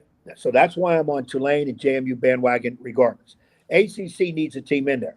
If Virginia were to lose to Duke, I would go Miami. If the ACC is going to be represented, I'd put Miami in. I would. I wouldn't put Duke. I'd put Miami. And I'm also going to make this statement. Well, hold on. If you do that, then you're going to have to possibly dump your Irish for enough slots here. No. There's a slot right now for UVA. There should be. Okay? Should be. Now, we're in both the 11 hole, right? Because we acknowledge Tulane's going to probably get the 12 slot, right? Yeah, JMU would be 11, Tulane would be 12, regardless. So if UVA wins, one of them's getting thrown to the curb. Probably JMU. And let me ask you this too, by the way, real quick. So Lane Kiffin gets out of Dodge right away. He's already recruiting players at LSU. He's out of Dodge. What's your take as a coach, especially you being a high school basketball coach who did once upon a time coach at college? What's your take on where we are with the mess that is intercollegiate athletics now? That coaches just hop and then the portal happens, and this is happening while you're pursuing a national championship. Ole Miss was a top 10 team capable of winning it all, and now – Ed's phone went blank. I made him so mad. He went adios, amigos. He went pitch black, ladies and gents.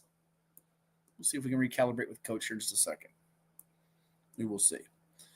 But I was painting what he feels about now that you have a scenario where you get completely thrown out the door.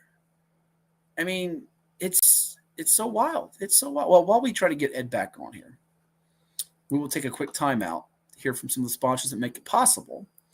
And we also got to squeeze in the interview with Joe Hassell of Nansemond River Basketball. But I do want to get his take on that before we do NFL picks and sign off on this particular episode of 757 Sports Talk. It is Cova Sports TV. Now this from those who help make it possible. We'll be back to hopefully reconnect the dots and the wires. Stay tuned. What is more? Is it more reps, more strength, more stamina? We say it's all of that, but it's greater than just what's in the mirror.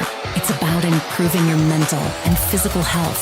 More is a feeling of achievement, fulfillment, confidence. It's looking better, feeling better, being better, and it's our mission to get you there. Because here, you are more. One Life Fitness.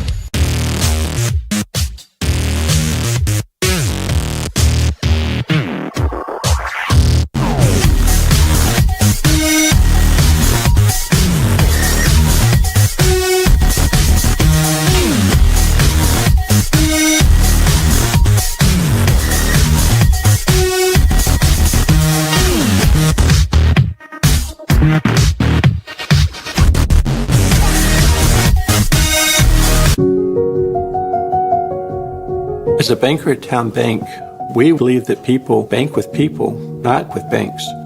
You're looking for an actual personal relationship, and that's what you get at our bank.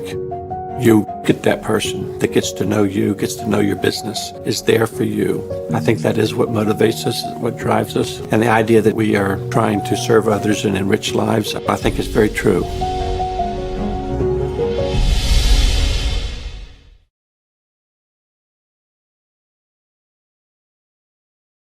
What makes a life a good one? Is it our adventures? Or the friends we find along the way? Is it the challenges we conquer together? Maybe it's the people's lives we touch every single day. So, what makes a life a good one? You'll have to figure that one out for yourself. Well, it's everybody's favorite time of year again. Time to prepare to make your annual donation to that infernal revenue service. And if you're like me, you need help. Help to keep that donation as small as possible. So get off your W-2 and call John Maynard at John's Tax Service. 455-6763. Portco is your local nonprofit organization dedicated to economic empowerment through employment for people with disabilities. We focus on abilities, not limitations, providing on-the-job vocational support. Find your pathway to employment. Contact us or learn more at portco.org.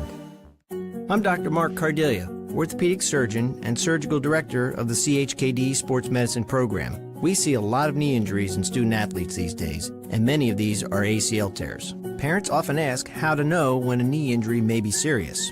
The most obvious symptom is severe pain or swelling in the knee joint. Your child may have heard a pop when the injury occurred. Look for signs they can't put weight on the knee around 48 hours after the injury, or if the knee feels unstable or wobbly. Those are all signs you should see a CHKD sports medicine specialist.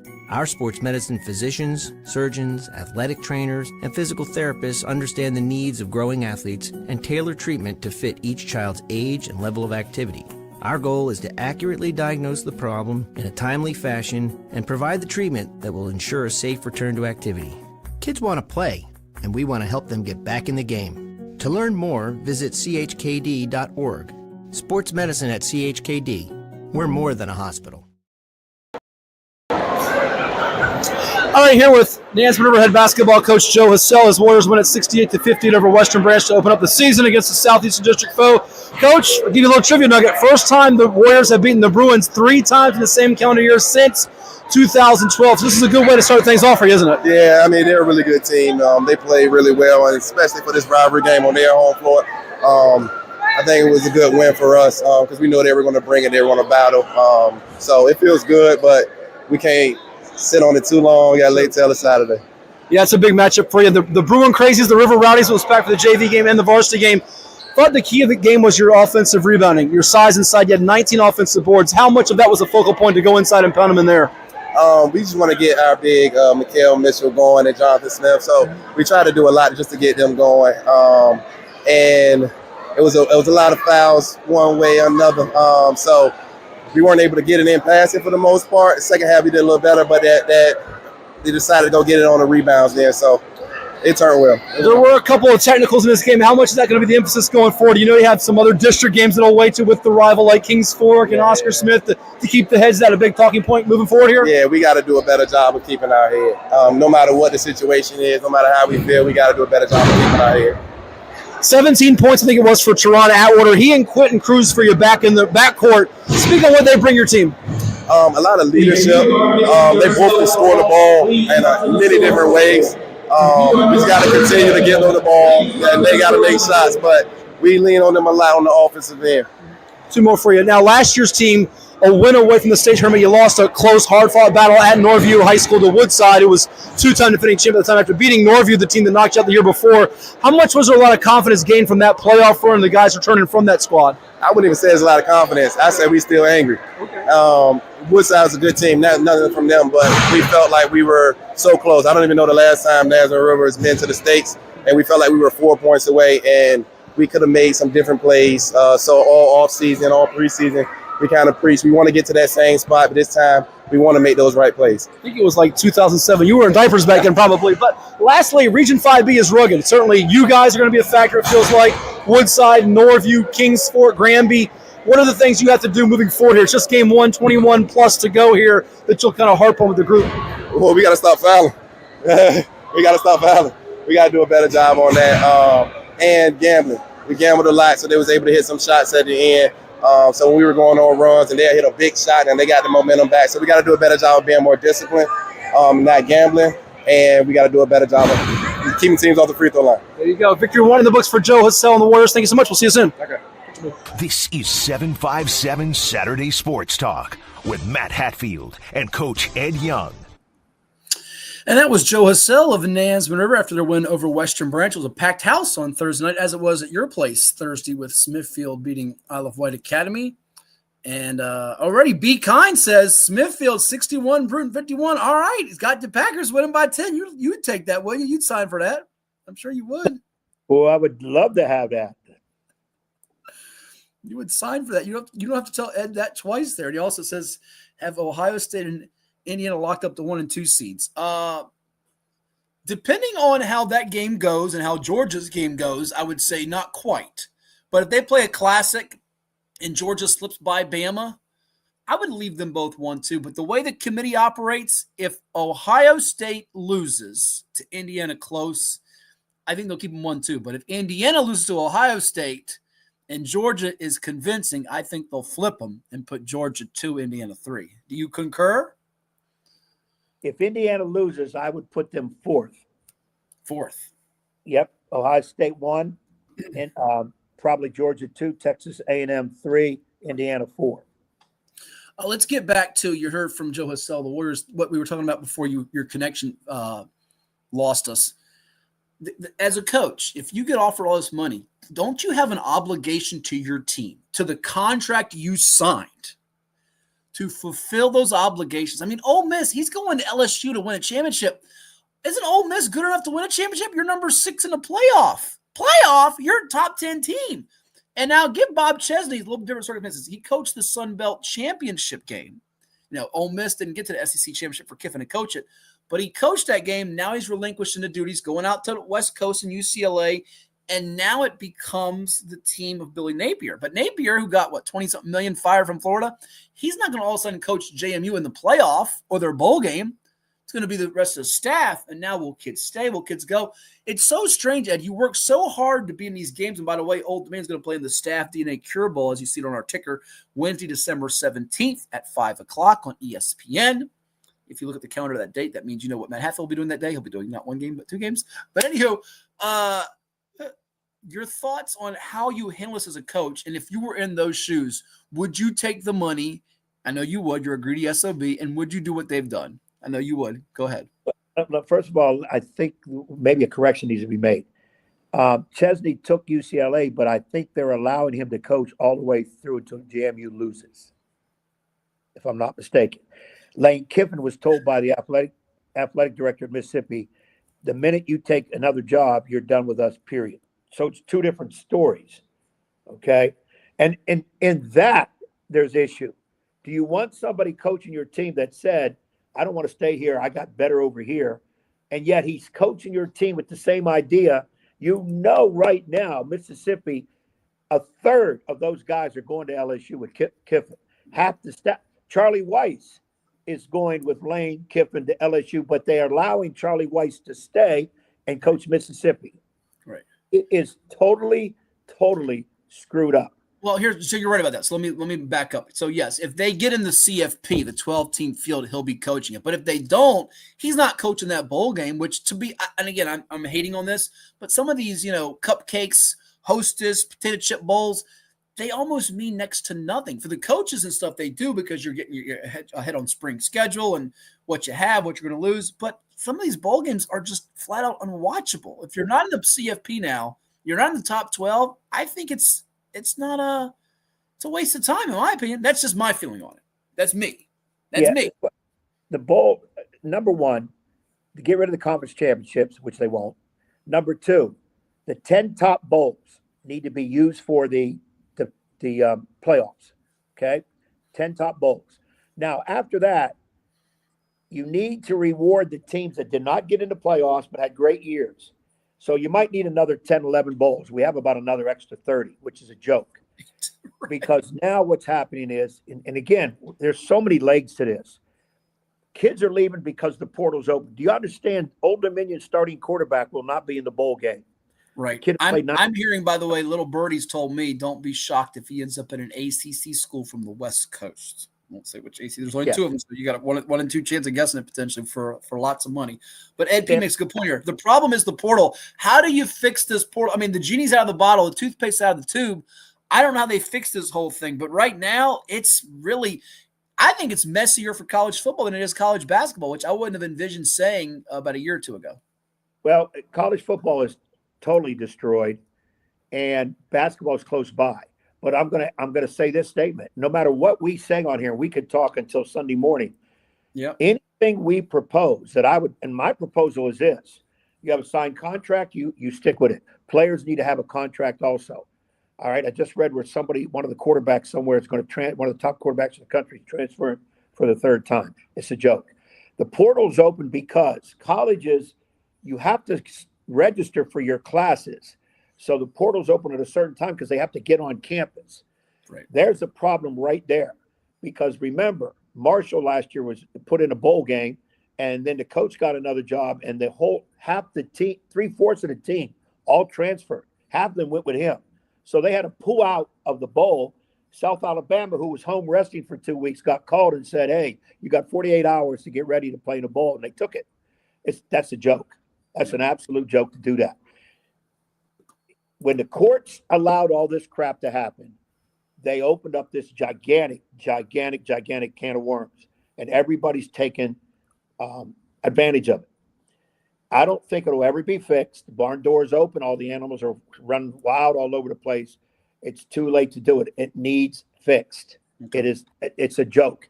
For Lane Kiffin to do what he did, and I can't fault him because you, me, and the world, somebody offers you $90 million over the next 7 years, you're going to say, I got to coach these kids because I'm making $60 million, and which I would probably say I'll take the $60 million. I ain't never seen what it looked like. But then again, flash 90 in front of me, I don't know. But I don't like, as a coach, I don't like what he did. He basically told those kids, this is better over here, but I'm going to take some of you anyway, so come on. I'm taking you coaches, come on. Yes, he wants to see Mississippi win, but his heart right now is trying to get a team loaded for LSU to win big next year. Not win big right now, which you can do with the portal. Can't do that when you just recruited high school. So it's a mess, Matt. We've been saying it for years now, the last 2 years. All this has happened, NIL, revenue sharing money. It's creating, you got freshmen in college making $2.7 million. Yeah. Well, I mean, put yourself in like Ricky Ronnie's shoes. He's got a good friend in James Franklin who has done so much for his coaching career. He comes to one of their primetime games against Troy, to see his friend. He wants him there. But, James is watching future Hokies on the field playing for the Monarchs. And, you're in a tricky spot. You're really in a tough spot, however you look at it. Now, real quickly before we go to break, do our NFL picks for week number 14, I think it is. I want you to do this as fast as you can. Don't give me in-depth analysis. We'll say that for a future show. I'm going to show the audience our top 10s that we dropped in high school basketball on virginiapreps.com this week in each of the classifications. And I'm going to read them to you. Hopefully you can see it on your screen without going haywire here, which good luck, right? I got it. You got it? Okay. Class 6, tell me what I got wrong. Go. You didn't say anything. I got it right then. All right. Good to know. You didn't say nothing, so I got that right. I wonder about Hatfield being way down there. You think it should be higher? Yeah, but then who do I drop? That's the problem. Okay, so you think I got that right. Westfield, Lansdowne, I don't need to flip it, you think? All right. No. Class 5, what did I get wrong? You're going to tell me Massaponax shouldn't be 1. I can already hear it. Massaponax probably shouldn't be 1. Yeah. And Granby's 0-2 now at number 5. They won't stay there for long. They'll be falling behind Woodside North as fast as you can blink. I'm surprised because we scrimmage them there. They're pretty good. But I think discipline can be an issue for them. If they reel it in, they'll be okay. I'm looking at I think Nansemond River might be a tad high. Tad high, okay, at 3. That's fair. Maybe you want Woodside higher. That's fair. Who beat them last year, but it was close. Class 4, I got Hanley at the top. Hampton, Verina, Broad Run, Heritage. This, I think, is the deepest class in the whole board, Ed. I think Class 4 is the deepest this year. Tell you what, I can't mess with your first. Dang. I mean, Denby's 8, and Denby could make a run to the state Final 4. That's how good they are this year. Yeah, I might even put Henrico over Monacan 10-9. They just lost, though, the other day. I forget who it was, so they might not stay there. There's some honorable mention teams that are good. Class 3, you know whose time it is now. Petersburg Crimson Wave. Hey. I guess the question now is who's playing for seconds? Yeah, this is strictly for second. Oh, boy. You know, when I see Northside, I automatically think Billy Pope. Is Billy still coaching? Two of your buddies, Billy Pope and Chad Edwards at 7 and 8. Yeah, my boy Chad. I want to move them up there. I tell you what, I'd move Meridian down and probably move Spotswood. And I'd probably go Northside, Spotswood, Meridian. Now, Meridian's got a great veteran coach in Jim Smith, who once coached Chantilly, and they were undefeated going into the States, I think it was last year. Class 2, Nelson County's number 1, followed by Floyd. Central Wise, you say, wait, no John Marshall. They don't have anybody over 6'2", I think, on a roster, and they only returned 2 end-of-the-bench subs.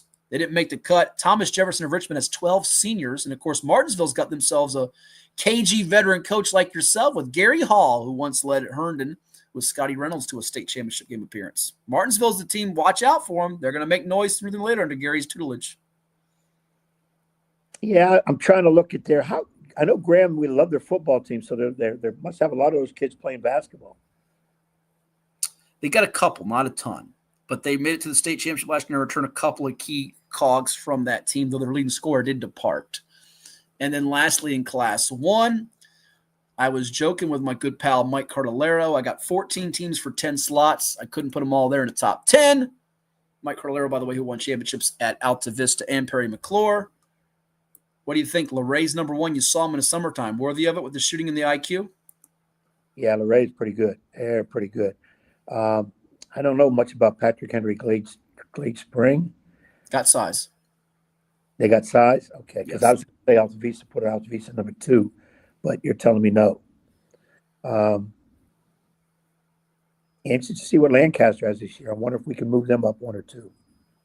Could, but I think Northumberland's going to be the team to beat, returning a couple of all-region players, including the quarterback Tyreek Lundy. So there you have it. He didn't get on me too hard, folks. I'm glad. I'm going to let you roll a little bit on that. Let me get into the season, and I'll be able to decipher it a little bit better.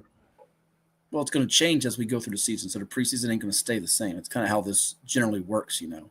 I got that, but even after football, I mean, all 10 weeks in football, I had to get on you. You made some dumb picks, but that's okay. Coming up next, NFL Week 14 picks right here on 757 Sports Talk. It is Cova Sports TV, where you can like, you can share, and you can always subscribe with us. Stay tuned. Hampton Roads has a long-running high school and college sports tradition. It's time to give them the spotlight they deserve. This is 757 Sports Talk. Usually it's Hatfield. That's why I try to tell everybody, get on Hatfield. He is the legal scribe, the talking head that knows all this, puts the whammies on. We do things different on this podcast. That's why we're rated number 3 in the state. You got Play-Doh? Get out of here! We got people all over the globe watching with us. Sitting in a phone booth with you would be. Hampton Roads has a long-running high school and college sports tradition. It's time to give them the spotlight they deserve. This is 757 Sports Talk. Usually it's Hatfield. That's why I try to tell everybody, get on Hatfield. He is the legal scribe, the talking head that knows all this, puts the whammies on. We do things different on this podcast. That's why we're rated number 3 in the state. You got Play-Doh? Get out of here! We got people all over the globe watching with us. Sitting in a phone booth with you would be very... we got to have your own phone booth. I'm not sitting in a phone booth with you. It is 757 Saturday Sports Talk here on Cove. For any athlete, making it to the top sometimes comes with a few steps back. That's why parents count on CHKD Sports Medicine, advanced diagnostics, treatment, and rehabilitation for sports injuries, just for young athletes like yours. With convenient locations across Hampton Roads and a whole team of experts here to keep your favorite player at the top of their game. CHKD Sports Medicine. Learn more at chkd.org or call the CHKD Sports Injury Hotline. Cova Painting. We don't just paint, we transform spaces. Visit covapainting.com or call 757-550-7357 and mention the Sportsplex for 10% off of projects over $1,000. What's up at DQ? Oh, just the best deal ever! The $7 bacon cheeseburger meal deal. Bacon cheeseburger for a limited time, plus fries, drink, and a sundae. Yeah, this is not the time to be modest. It's all full size for just $7. And there's bacon on that burger. The $7 bacon cheeseburger meal deal. Now, for a limited time on the $7 meal deal lineup. Only at DQ. Happy tastes good. Out to Brady Bishop. 15 seconds remaining. Marson, one more time. What's he do? He sinks it. Three-pointers in a row for number 34, Cade Morrison. He's hotter than a stolen car, Butch. This is 757 Saturday Sports Talk. Here are Matt Hatfield and Coach Ed Young.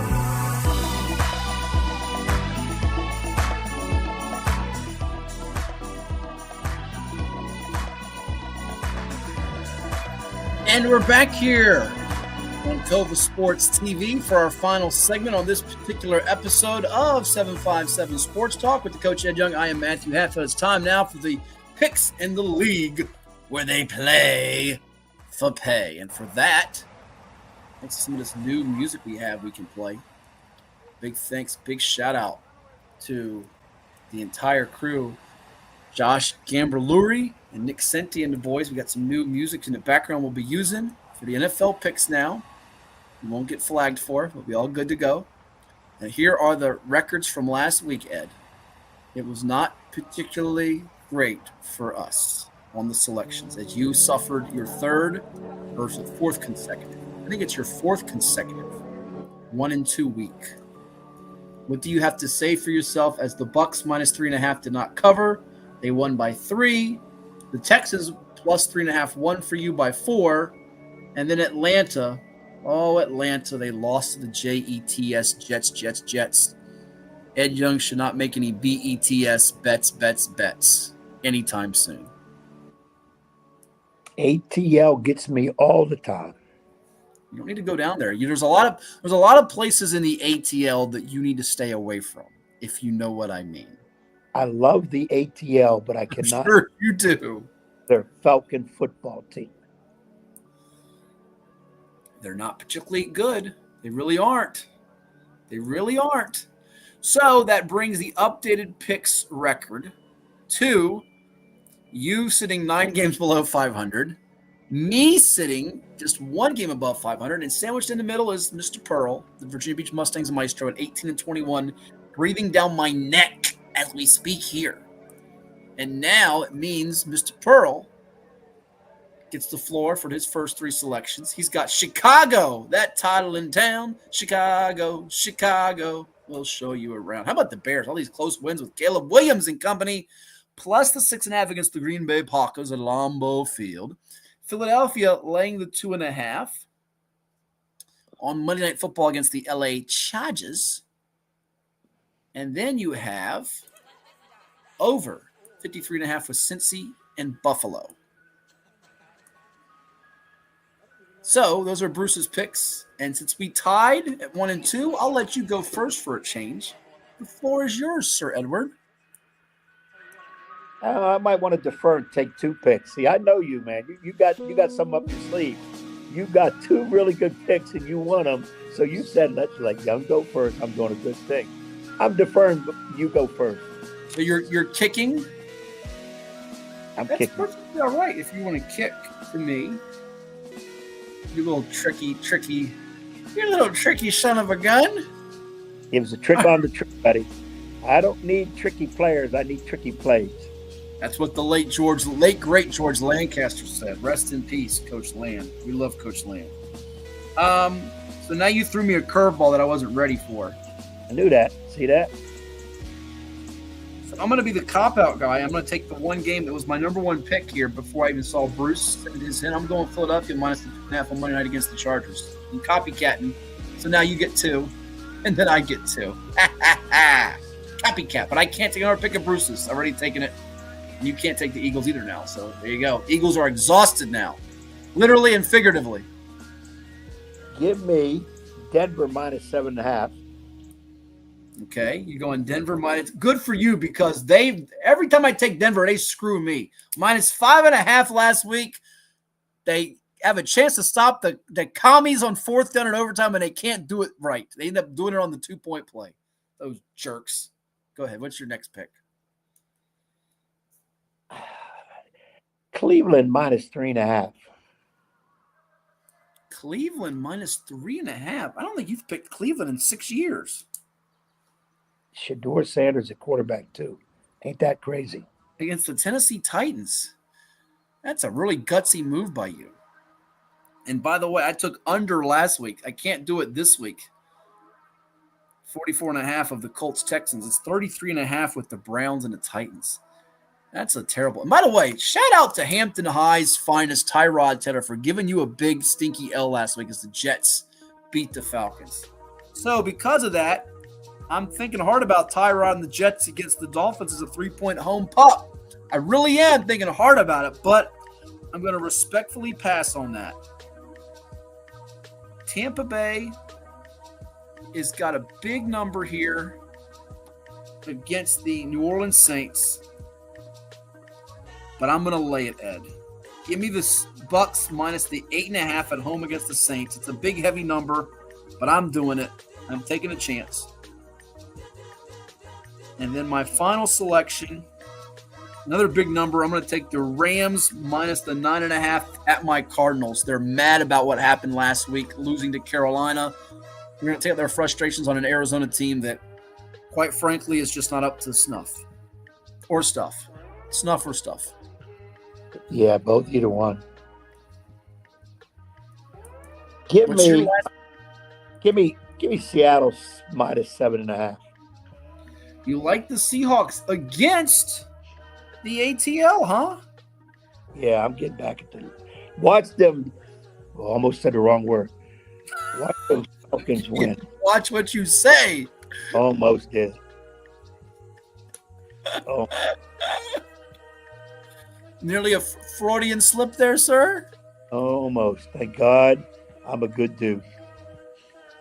Watch them go to Atlanta and not cover and win by 7, and you lose by half a point again and be in complete disarray. So to recap, Bruce has got the Bears plus 6.5 against the Pack, Philly minus 2.5, as do I, against the Chargers, and he's taken over in the Bills, Bengals, Burrow versus Allen. Shoot out the old corral, and is that Buffalo or Cincy? I think it's in Buffalo, right? Yeah. It's in Buffalo. Denver minus the 7.5 for Edward against the Raiders. Cleveland lay into 3.5 against the Titans. He's on the Shedeur Sanders bandwagon. And Seattle minus 7.5 at Atlanta to go with the Eagles for me. I'm going Bucs minus 8.5 and Rams minus 9.5. Taking heavy favorites to cover for me. Don't let me down. I want to stay above 500 as we go into the home stretch. And that's going to close out this particular episode of 757 Sports Talk. I didn't get the video, but I understand there's some snow on the ground still up there in Richmond for the Highland Springs Indian River game. Sure for Verona and Jefferson Forest, but that's going to do it. Again, you can watch all of your state semifinal action and the championships for VHSL football next week and today on the NFHS network. So until next time, I'm Matt Hatfield. I'm the coach, Ed Young. And we'll talk with you all next time as we move closer and closer to Christmas time. Me from JMU, Ed from Lord knows where he's going to be.